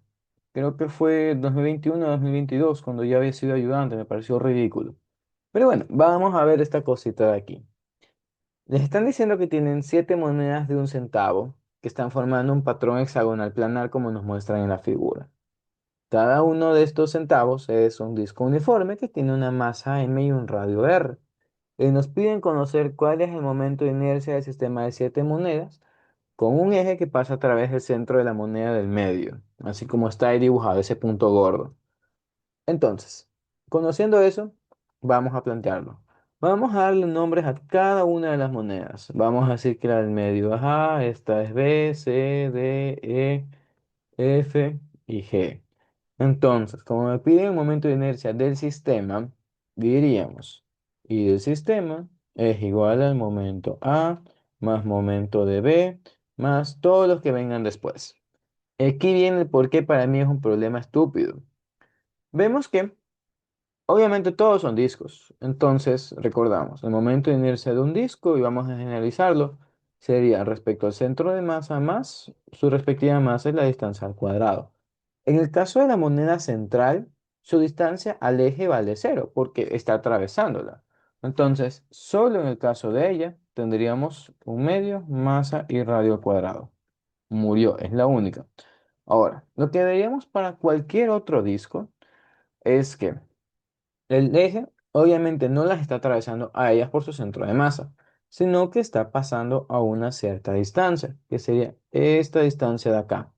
Y oh sorpresa, si uno dos círculos por su centro, tengo un R, tengo otro R, de forma que esta distancia no es nada más que dos Rs. Así que el momento de inercia de cada uno de estos 6 puercos discos va a ser, primero, la parte del centro de masa y segundo, la parte de los ejes paralelos, donde tenemos masa por 2R todo al cuadrado y esto obviamente nos daría 4mr cuadrado y terminamos de hacer esta suma, donde tendríamos un total de, pero más, donde tenemos un total de 9 medios de mr cuadrado. Y nuevamente, esto es para un solo disco. Como nuestro sistema está hecho de 6 discos que están aquí con la misma distancia, entonces diríamos que la agrupación de los otros 6 simplemente sería 6 veces esa cantidad. Entonces tenemos 6 por 9 medios mr cuadrado. Y aquí ya la magia simple de factorizar, o mejor dicho, no, ni siquiera simplificar, porque podemos hacer una sola suma de un medio. Tendríamos aquí que nos da 54 y 54 más 1, 55. Como todo está sobre 2 ni modo, 55 medios de m y r cuadrado. Y murió. Ahora sí, los leo. Cuéntenme, ¿qué pasó? Ojalá les tomen eso, ¿no? O sea, no, no te preocupes. Insisto, para mí es un ejercicio estúpido, pero más estúpido me parece que lo hayan tomado en un examen. Y no me acuerdo si se lo tomó como de desarrollo o de opciones múltiples. Pero es eso, es sumamente ridículo. Y lo más cojudo es que hubieron gente que sí se equivocó. Entonces, ajá. Eso nada más, simplemente agrupar todos los torques. De aquí, respondiendo a las otras preguntas, déjenme hacer algún otro antes de meterme a trabajar los dos de giroscopios.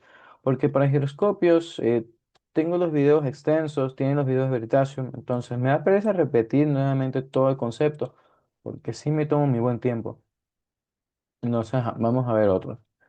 Vamos a hacer esta de acá, y al final el giroscopio si nos da tiempo. Si no, nuevamente, vayan a ver los videos extensos, ahí está mucho mejor explicado. Muy vemos. Tenemos estos dos discos de distintos radios, están conectados con una banda que no se desliza, como nos muestran aquí en la figura. Tenemos el disco de menor radio con una rapidez angular de menos 2 radianes por segundo, tiene una aceleración angular de 2 radianes por segundo al cuadrado, y tenemos que hallar, todo abajo. En 2,5 segundos hallar la velocidad angular de cada disco, la velocidad tangencial en la periferia de cada disco y la aceleración centrípeta de cada disco. No es mayor problema. Vamos a plantearlo. Aquí hay algo que no me gusta y es el signo este de la velocidad angular. Yo diría que deberían poner explícitamente qué dirección quieren tomar. Pero en tal caso vamos a dibujar, de igual no afecta los resultados. Vamos a suponer que por afinidad de la mayoría del mundo vamos a seguir la regla de mano derecha. Y para nosotros positivo va a ser en dirección antihoraria. Entonces, poniendo positivo antihorario, veríamos que esta velocidad es negativa, no la del disco de acá. Entonces tenemos su velocidad angular inicial en este sentido. Y revisemos qué cosas haría eso. Si es que este disco gira en esta dirección y analizamos un punto en su periferia, veríamos que este punto se va a mover ligeramente para la izquierda. Como este punto se mueve para la izquierda y está conectado a la cuerda esta, o la banda, mejor dicho, veríamos que eso provoca que el siguiente punto también vaya a la izquierda y el otro también a la izquierda y el otro a la izquierda y otro a la izquierda. De forma que cuando se conecta con nuestra polea grande o nuestro disco grande, lo obliga a que este punto también se mueva a la izquierda. Y si se mueve a la izquierda es porque toda esta cosa también está dando vueltas en la misma dirección de la velocidad angular. Por lo tanto, nada, tenemos dos discos que giran con la misma dirección de velocidad angular, pero no la misma velocidad angular, porque tenemos distintos radios. Dicho eso, y habiendo planteado esta parte inicial, seguimos. Vamos a decir que esta es la velocidad angular inicial de 1, y esta va a ser la velocidad angular inicial de 2. ¿Cuánto vale? Sabrá Dios, será problema para después. De aquí, ¿qué es lo que conocemos? Vemos que la aceleración tiene signo contrario a la velocidad, por lo tanto sabemos que, misma historia, la aceleración angular del primer disco debería ser en dirección antihoraria y de la misma forma debería pasar con la aceleración del segundo disco. Y ya conociendo eso, vamos a averiguar primero qué pasa con el disco 1 para de ahí meternos con el disco 2. Diríamos entonces, como nos pide la velocidad angular del disco después del tiempo, veríamos que esta aceleración propuesta es una aceleración constante. Por lo tanto, si la aceleración es constante, podemos trabajar con la ecuación que conocen desde el colegio, esta cosita bonita de acá.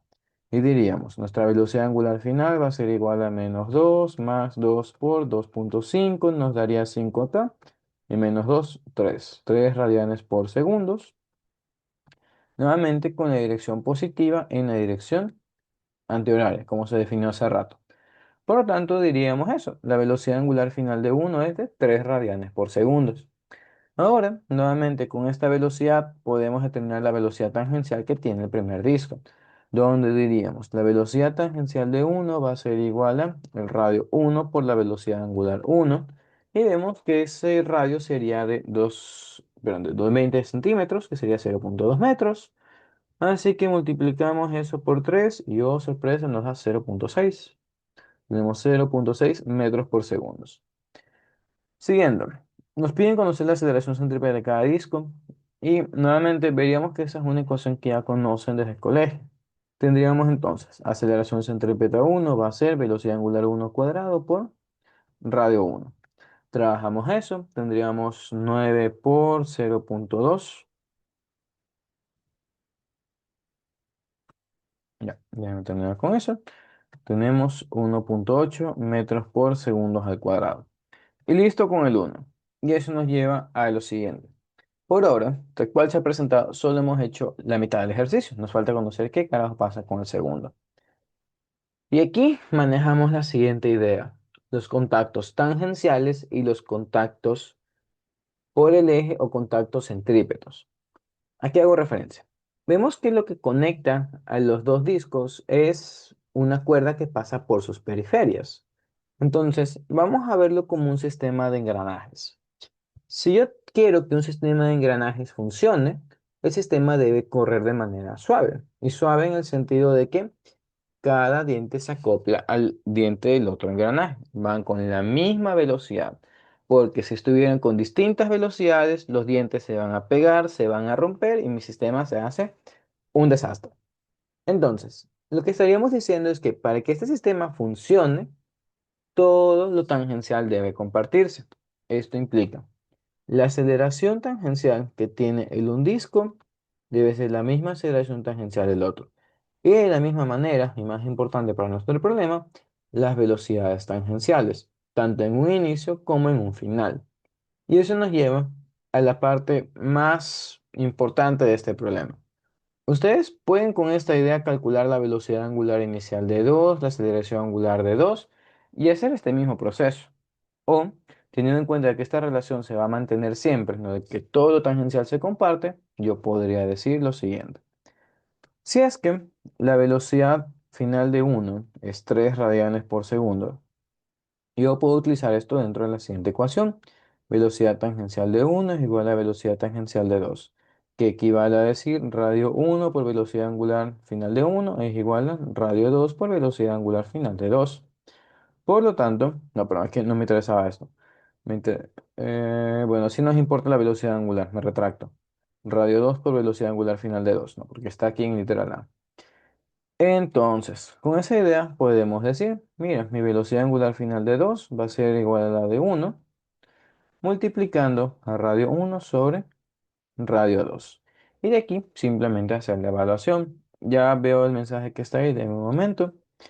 Y de aquí lo siguiente. Ya conociendo la velocidad de 2 podemos nuevamente plantear esta relación, porque esta es la misma velocidad tangencial de 2 y diríamos que es igual a esto. O si quieren también, como ya conocemos esta, utilizamos esta ecuación. Este es el típico caso de A es igual a B igual a C. Nuevamente, las velocidades tangenciales son iguales. Y puedo decir que mi velocidad tangencial 2 es igual a esto, que es la tangencial uno. O también puedo decir que es igual a este producto. Da igual. ¿Qué camino escojan? Es indiferente. Simplemente hagan con que se sientan más cómodos. De ahí, para la aceleración centrípeta, misma idea. Tendríamos que la aceleración centrípeta de 2 va a ser la velocidad angular de 2 por radio 2, donde esta ya la sacamos de esta primera parte. El radio 2 es un dato dado, así que simplemente sería evaluación. Y listo. ¿Preguntas con esto? Los leo. ¿Hacia dónde va la velocidad angular? Ok, vamos a revisar nuevamente esa pregunta. Como decía al inicio, no nos están dando una dirección explícita. No te está diciendo el problema hacia dónde es positivo y hacia dónde consideramos negativo. Yo estoy diciendo que la velocidad inicial es horaria, simplemente por manía. Ya, nuevamente, como mencionaba, según yo, son mis ideas conspirativas. Decimos que antihorario es positivo porque antihorario es la dirección de movimiento de la mayoría de las personas que son pues diestras. Entonces, para nosotros, antihorario va a ser positivo y por ende, como esa velocidad inicial es negativa, pues diría que pues va en dirección horaria. Solo es eso. De lo otro, de que se comparten las velocidades y eso, no debería ser mayor problema. Así que me avisas por favor si está respondida tu duda y avanzamos.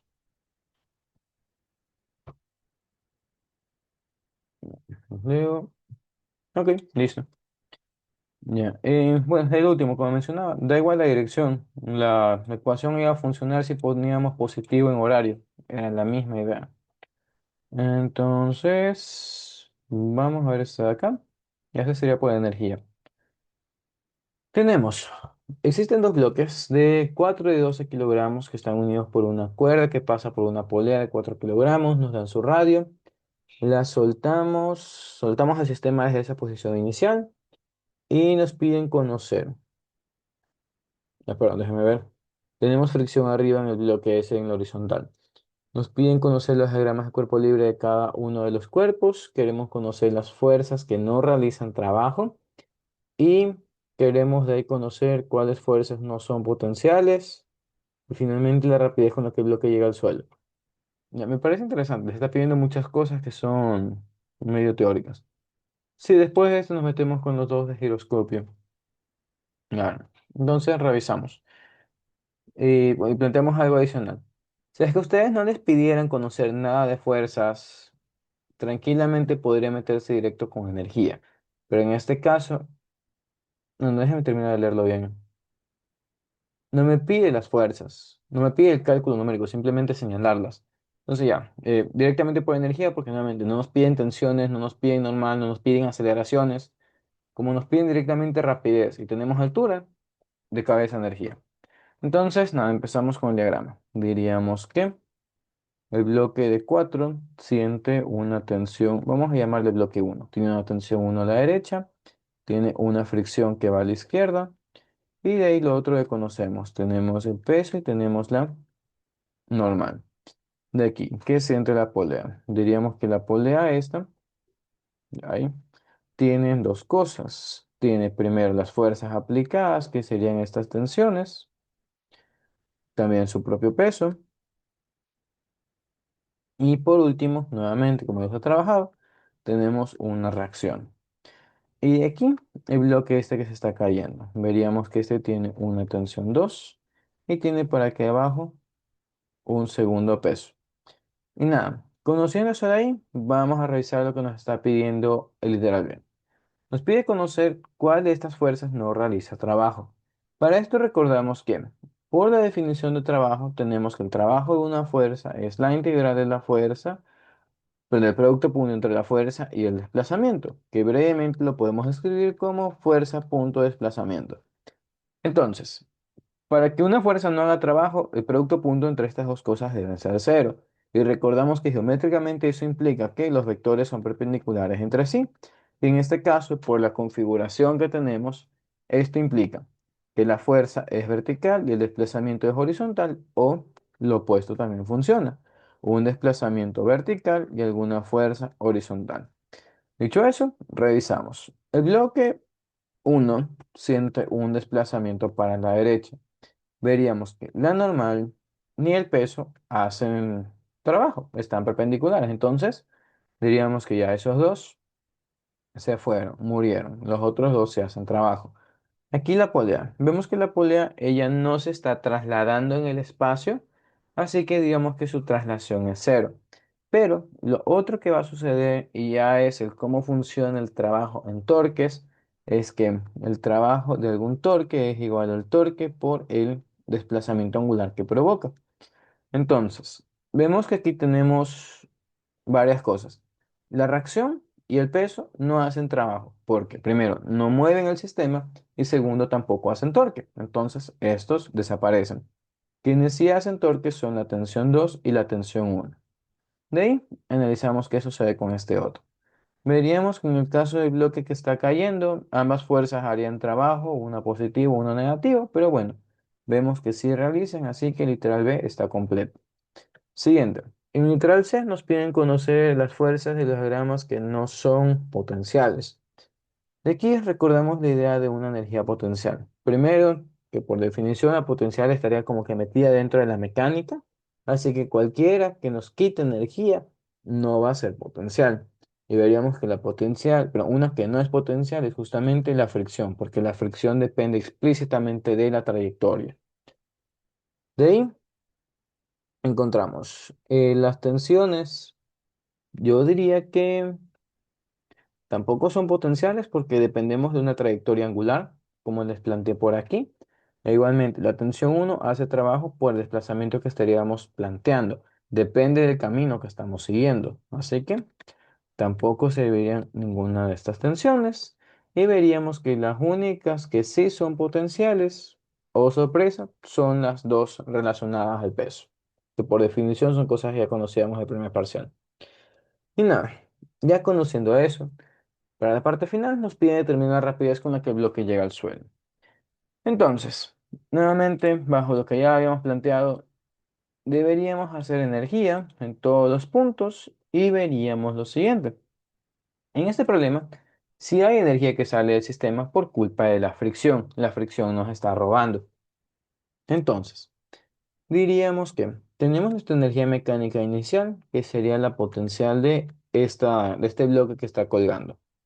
Mientras que del lado final encontraríamos que tenemos energía mecánica final asociada a las energías cinéticas de los distintos cuerpos y para completar el balance diríamos que aquí lanzamos la energía que se ha perdido por culpa de la fricción. Nuevamente, estas son cosas del primer parcial que ya trabajamos. No voy a explicar cómo nace la ecuación. Revisen esas grabaciones, revisen el libro y demás. Aquí simplemente lo trabajamos. Diríamos lo siguiente. En este caso tenemos la masa, tenemos la altura y vamos a trabajar con gravedad 10 para una vez hacer el cálculo inicial. Tendríamos que, nuevamente, solo está la energía potencial de este bloque, que creo que le llamamos bloque C. Entonces tendríamos 12 por 2 y por 10, y ya vemos que sale después. Del lado final, como mencionaba, tenemos tres energías cinéticas. Y tenemos tres energías cinéticas porque tenemos tres distintos cuerpos, de forma que tenemos cinética del bloque A o cinética del cuerpo A. Tenemos cinética del cuerpo B y tenemos cinética del cuerpo C. Bueno, aquí la parte de la fricción para no olvidarnos esto después. ¿Qué sucede con A? Vemos que A se está trasladando, va a tener una velocidad y de hecho es la misma velocidad que va a tener el bloque B por el simple, sí, el bloque B, por el simple hecho de que tenemos una cuerda que los está conectando de forma directa. Y más allá de eso, vemos que el cuerpo A no es algo que rote, simplemente se está trasladando. Entonces aquí no nos tenemos que preocupar de la ubicación de la cuerda, a ver si genera una velocidad que es del doble de la del centro de masa, si es el triple, si es un medio, nos da igual, no está rotando, entonces simplemente diríamos que esta tiene energía cinética translacional, que tiene la misma velocidad que tiene este otro cuerpo. Así que plantearíamos eso por aquí. Tenemos un medio masa de A por la velocidad de A al cuadrado. Siguiente, vamos a decir que B es este bloque para no meterme mucho con distintas variables, no confundirme. Tendríamos entonces, vemos que este bloque se está a sí mismo trasladando, entonces tenemos un medio masa b por la velocidad de b al cuadrado. Y por último, nuestra polea esta está dando vueltas, tiene una velocidad, tiene una energía rotacional. Entonces tenemos un medio de su momento de inercia y por la velocidad angular que tiene esta polea al cuadrado. ¿Dónde encontramos la siguiente multiplicación? Vemos que estamos juntando al radio de la polea con la velocidad angular de la polea. Como es el radio externo de la polea y estamos multiplicando por toda la velocidad angular, estamos infiriendo que esto es igual a la velocidad tangencial externa de la polea. Y ahora, como esta velocidad tangencial de la polea es la misma de la cuerda, porque la cuerda no se desliza, y por último, porque los dos bloques están conectados a la cuerda, diríamos que esta velocidad de la polea es la misma velocidad de ambos bloques, la velocidad de A y la velocidad de B. Por lo tanto, en la siguiente línea trabajamos con un solo número, con una sola variable. Vamos a resolver. Del lado izquierdo tendríamos 240. De este lado tenemos un medio de la masa de A que era 4 kilogramos. Sí, 4, 4 y 12. Ya, tendríamos entonces. Aquí 4, tenemos una B nada más. Aquí tenemos los 12 kilogramos. Tenemos la B. Y aquí tenemos un cuarto de la masa que es 4, oh sorpresa. Y esto que sería B nada más, nuevamente. Entonces, nada, hacemos el cálculo rápido y tendríamos factor común B cuadrado. Aquí tenemos 2, aquí tenemos 6, ahí tenemos 1. Por favor, no se van a comer este 1 y decir que aquí no sobra nada. Ya, pero bueno, seguimos. Tendríamos aquí que la velocidad va a ser la raíz de 240 dividido para 9. Y listo, murió el problema. Vamos a encontrar esa velocidad. Dime, Hilary. Profe, pero no estaba sumando con el trabajo de la fricción. Maldita sea, decía yo que estaba muy fácil. Gracias. Ya, vamos a decir que es culpa del sueño. Sí, me faltó esta cosa de acá. Muchas gracias. Ya, ¿qué es lo que pasaba con la fricción? Veíamos que la fricción dentro de nuestro problema es un valor constante. Entonces, como es un valor constante, podemos decir que este trabajo simplemente sería fricción por el desplazamiento. Veríamos que el desplazamiento es de 2 metros y la fuerza de fricción, nuevamente, como es una fuerza constante porque no tenemos un coeficiente variable, sería simplemente el mío por la normal respectiva. Como es el bloque de arriba, que está en superficie horizontal, su normal sería igual a su peso. Entonces tendríamos el peso de un bloque de 4 kilogramos. Ya, ahí sí. El mío, ¿cuánto es? 0,2. Entonces evaluamos eso por aquí. Y listo. Ahora sí. Muchas gracias. Volvemos. Esta parte no estaría mal. Simplemente agrupamos las cosas que se podían agrupar. Vamos a ver qué pasa aquí del lado derecho. Tenemos 2, 0,2 y 40. Nos daría un total de 16. Entonces, listo. Sumamos de este lado 16. que al otro lado pasarían a restar y ahora sí tenemos 230, no, 224. 224 es igual a 9b cuadrado y nuevamente planteamos el despeje. Ahora sí, 4 9 y a ver qué sale.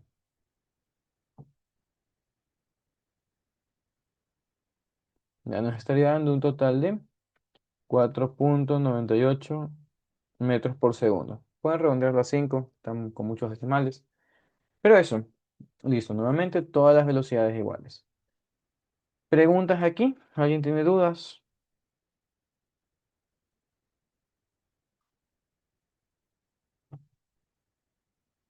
No. Profe, o sea, que Dime. un sistema donde no sean este, bloques, sino, o sea, perdón, ruedas, sino que bloques así que se tenga traslación, tenemos que sumarle la fuerza de, el trabajo de la fricción. Repíteme nuevamente, se te estaba cortando. O si puedes ponerlo como mensaje mejor. Ya, porque creo que lo que estaba diciendo Hillary era cuando tenemos rotación y traslación, si ahí metemos el trabajo de la fricción o no. Bueno, ya lo veremos en su mensaje. En ese caso, cuando tenemos rotación y traslación, hay que tener en cuenta qué tipo de fricción tenemos. Cuando las cosas rotan de manera normal, entiéndase por manera normal, una rotación donde no hay deslizamientos, no hay chillidos, no hay desgastes. Ahí la fricción lo único que está haciendo es plantear que tenemos un punto de anclaje que nos permite dar vueltas. Si no estuviera la fricción, yo podría empujar a esto y debería trasladarse. Eso nos lleva a que la fricción con la que trabajamos en estos sistemas de rotación y traslación es una fricción estática. Y igual que se trabajó en primer parcial, la fricción estática no suele generar ningún trabajo porque no es una fuerza que está siendo arrastrada a una distancia, ¿no? Y va justamente de la mano con la integral de la definición de trabajo. Tenemos que, si es que la fricción estática existe en un solo punto, entonces el ancho de este punto es prácticamente cero. Y como este ancho sería cero, el trabajo de la fricción estática sería cero. Por eso, en los problemas de rotación y traslación, a menos que les digan que tienen alguna fricción en algún lado que esté robando energía, pues no van a tener ninguna pérdida. Ahora, el escenario que yo estoy escribiendo sería algo como esto, y me invento. Vamos a tener algo así. Tenemos una cuerda que conecta aquí a un cilindro y que está conectando a un bloque. Y trabajaríamos eso por energía. Digamos que todo el suelo es rugoso. En este escenario, diríamos que obviamente no se aplica conservación de energía por la presencia de la fricción, pero por culpa del bloque, porque el bloque sí siente una fricción que lo está arrastrando, que lo está frenando. Mientras que en el caso de nuestra esfera, un cilindro, cualquier cosa que sea esto, esta no siente ningún trabajo de fricción. Nuevamente, la fricción es lo que nos permite rodar. Entonces, desglosando este problema, diríamos que al inicio sabrá Dios que tenemos, ya sería algún dato planteado, pero en la parte final diríamos, tengo cinética traslacional del bloque, tengo cinética rotacional de, vamos a decir que esto es un cuerpo B, cinética rotacional de ese cuerpo, tengo la cinética traslacional del mismo cuerpo, porque estaría haciendo ambos movimientos, y por último, tendría la fricción que siente el bloque. Nuevamente, este no va a sentir ninguna fricción, no va a sentir ningún trabajo de fricción. De ahí, cuando sí sentíamos, era en algo que ya trabajamos la semana anterior, es cuando sí tienen un deslizamiento, ¿no? Y para los que no estuvieron con nosotros en esa clase, por favor inscríbanse, me sigue gustando el dinero, siguen cupos abiertos, pero más allá de eso, les describía un escenario, que supongamos que tenemos una llanta que al inicio gira demasiado rápido, ya tenemos 120 radianes por segundo, pero no está en contacto con el suelo. La soltamos y en el momento en que la soltamos y toca el suelo, ahí chilla, ahí resbala y lo que encontraríamos es que nuestra velocidad angular lo que va a hacer es disminuir porque se está frenando hasta un cierto punto, mientras que la velocidad del centro de masa empieza en cero hasta que se cumple la condición de no deslizamiento, que sería que se acople la llanta al suelo y de ahí en adelante ya no tenemos pérdidas. Pero en este escenario, ahí diríamos que sí existe trabajo de fricción porque tengo un cambio de energía. Al inicio tengo una energía cinética rotacional, Al final tengo una rotacional y una translacional también, pero la suma de estas es menor que la rotacional con la que empezamos. Y si es que mi energía del sistema cambió es porque aquí sí hubo trabajo de una fricción, en este caso trabajo negativo. Pero eso, solo cuando existe deslizamiento existe trabajo de fricción. Si no hay deslizamiento, no hay trabajo de fricción. Y bueno, espero que estemos bien con ese monólogo. Tenemos, ya, like, me alegro. Ya, entonces tenemos 10 minutos para revisar nuevamente giroscopios de manera rápida. Entonces, vamos a contar un cuento. Nosotros tenemos un perrito todo feo dibujado porque ajá, no somos artistas aquí, no yo al menos. Tenemos este perrito. ¿Qué sucede con este perrito? Este perrito quiere ser libre, quiere correr, tiene una velocidad y como el perrito tiene masa, él tiene un momento lineal. Ustedes como dueños responsables no van a dejar que el perrito salga corriendo a la calle. Y para que no salga corriendo a la calle, ¿qué hacemos? Lo jalamos con una correa, le metemos una fuerza y con esta fuerza lo que estamos haciendo es cambiar su dirección. Y según esto que estaremos planteando, prácticamente estamos induciendo una ligera rotación. Le decimos, no te vayas para allá, regrésate. Y si el perro sigue insistiendo con querer correr de largo, lo seguimos jalando y obligamos a que el perrito empiece a dar vueltas. Lo mismo sucede con el momento angular. Ya, en los giroscopios lo que nosotros encontramos son dos vectores. Primero, encontramos el vector de momento angular que obedece a la velocidad angular que nosotros tengamos en el sistema.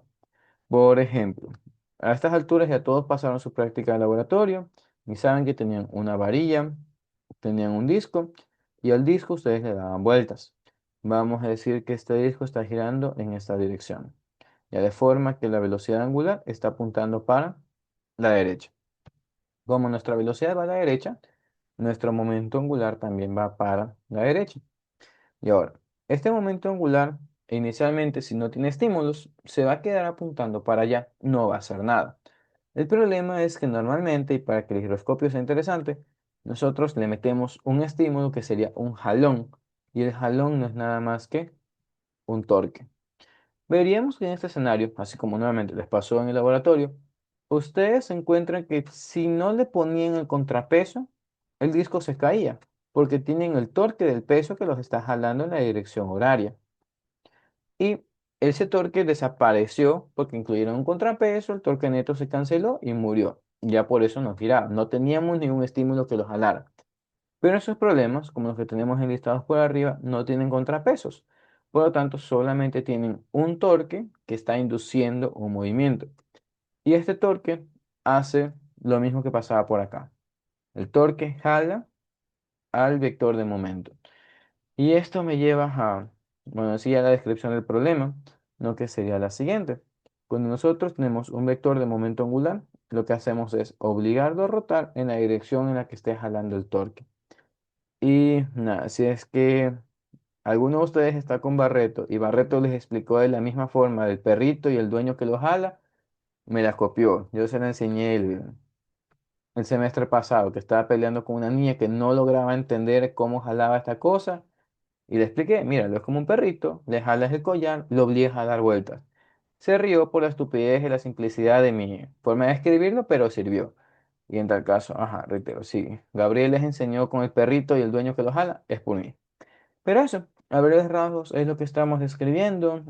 Tienen un video que les mandé el otro día, vuelvan a ver por favor, ahí lo describo con el experimento. Pero nada, vamos a trabajar aquí esta idea. Como mencionaba, tenemos dos vectores, el momento y el torque. Entonces, vamos a identificarlos cada uno. Veríamos que por la rotación que nos están indicando, con la regla de la mano derecha, veríamos que esto nos induce un momento que está apuntando para acá adentro. Entonces, ya conociendo el momento, el primer paso está solucionado. El segundo sería averiguar el torque. Veríamos que en este caso la cuerda está agarrándonos en este punto. Si es que nosotros soltamos al disco, el disco se va a querer caer en la dirección, en esa dirección, que estaría induciendo un torque justamente con el mismo movimiento. Nuevamente, con la regla de mano derecha, veríamos que como el peso está jalando para aquí abajo, el radio está para acá a la izquierda, Este sería un torque que apunta en esta dirección. Y nuevamente trabajamos la idea de que el dueño jala al perrito.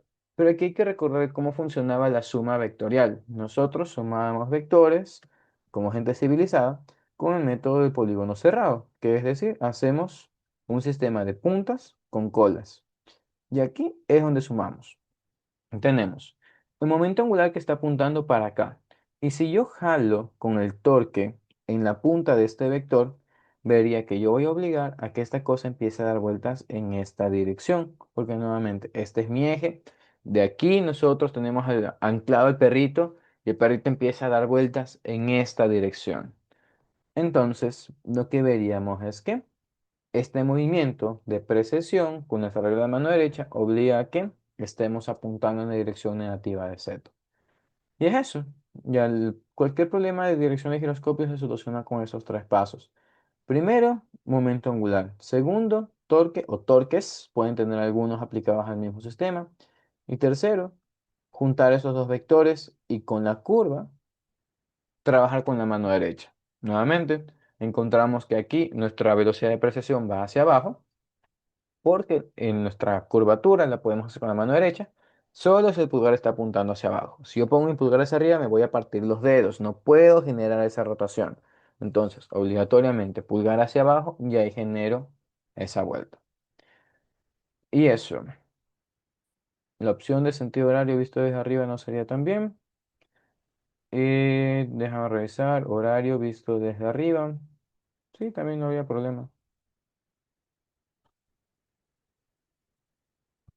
No, déjame ver nuevamente que no está haciendo alguna estupidez.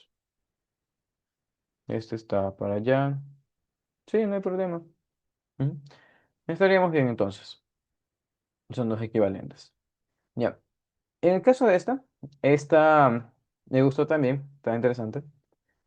Primero, seguimos nuevamente la rotación. Veríamos que el vector de momento angular estaría apuntando para arriba e inclinado. Mientras que el torque sería un torque que nos jala hacia abajo. El torque del peso es bastante sencillo de intuir. Simplemente cojan el soporte o cojan su radio desde el punto de soporte y aflójenlo. ¿Qué es lo que vieron que le pasó a mi pluma? La pluma se está cayendo en sentido antihorario. Entonces, lo mismo le estaría pasando a esa cosa. Caemos con esta curva y si cae con esa curva es porque el torque la está jalando para allá y ese torque lo puedo recrear con mi mano derecha, indicando que hay un vector que me jala para la derecha. Entonces, este problema es un poco molestoso por la perspectiva que estamos tomando, pero solamente requiere un poquito de esfuerzo de ubicar los vectores. Vamos a ver. Veríamos que por la proyección de la figura, esta cosa está inclinada hacia nosotros. Entonces, les sugiero, cojan una pluma, cojan un lápiz e inclínenlo hacia ustedes, con la punta del lápiz hacia arriba, porque hacia afuera está apuntando el momento angular, como ya dijimos. Y ahora, con esta punta hacia ustedes, ubiquen el torque que está yendo para nuestra derecha. Y veríamos que si jalamos esto a la derecha y permitimos la rotación, entonces vamos a obligar a que esto gire en la dirección de Y positivo, que sería justamente la que está marcada. Algo que a lo mejor les molesta a algunos de ustedes es que, ¿por qué yo estoy forzando el movimiento en Y positivo y no lo estoy jalando así de esta forma o lo jalo en cualquier otra dirección? Y es válido. Y la explicación es simplemente por el cómo está funcionando este vector de torque. Veríamos que este vector de torque siempre va a estar en un plano horizontal. Entonces, cualquier cambio que provoque este vector de torque va a ser un cambio horizontal. Veríamos que nuestra pluma, bueno, nuestro lápiz, lo que sea, tendría un momento que está dividido en dos ejes. Un eje vertical y un eje que está horizontal. Y cuando yo tengo un torque horizontal, un vector horizontal, sumo horizontal con horizontal. Y si muevo el horizontal a la derecha, ¿qué es lo que voy a ver? Voy a ver que mi componente vertical se mantuvo hacia arriba, pero solo el horizontal se estaría moviendo y estaría rotando en la dirección que la jalamos con el torque. Y oh sorpresa, si combinamos ambos movimientos, tenemos la rotación alrededor de Y positivo, que sería esto de ahí. Y eso, chicos, serían las 2 horas y media, pero las 2 horas de hoy. Si no hay Profe, dudas, disculpe, lo dejamos ahí. Dime. profe, la última pregunta nomás. El torque, ¿por qué lleva hacia la derecha? Ahí me confundí. No. Nuevamente, pon la pluma apuntando hacia ti, así como yo tengo este lápiz. Lo dejamos caer y seguimos la dirección de la rotación. Mano derecha, mira, el torque está apuntando para mi derecha. Y ahí juntamos los dos vectores. Momento angular y torque, y ahí lo obligas a moverse. ¿Ya? ¿Es eso? Ah, ya, listo, listo. Dale. Gracias. De nada. ¿Alguien más? No. Ok, si no hay nadie más. Eso sería todo por hoy. Nos vemos, chicos. Por favor, que les vaya muy bien.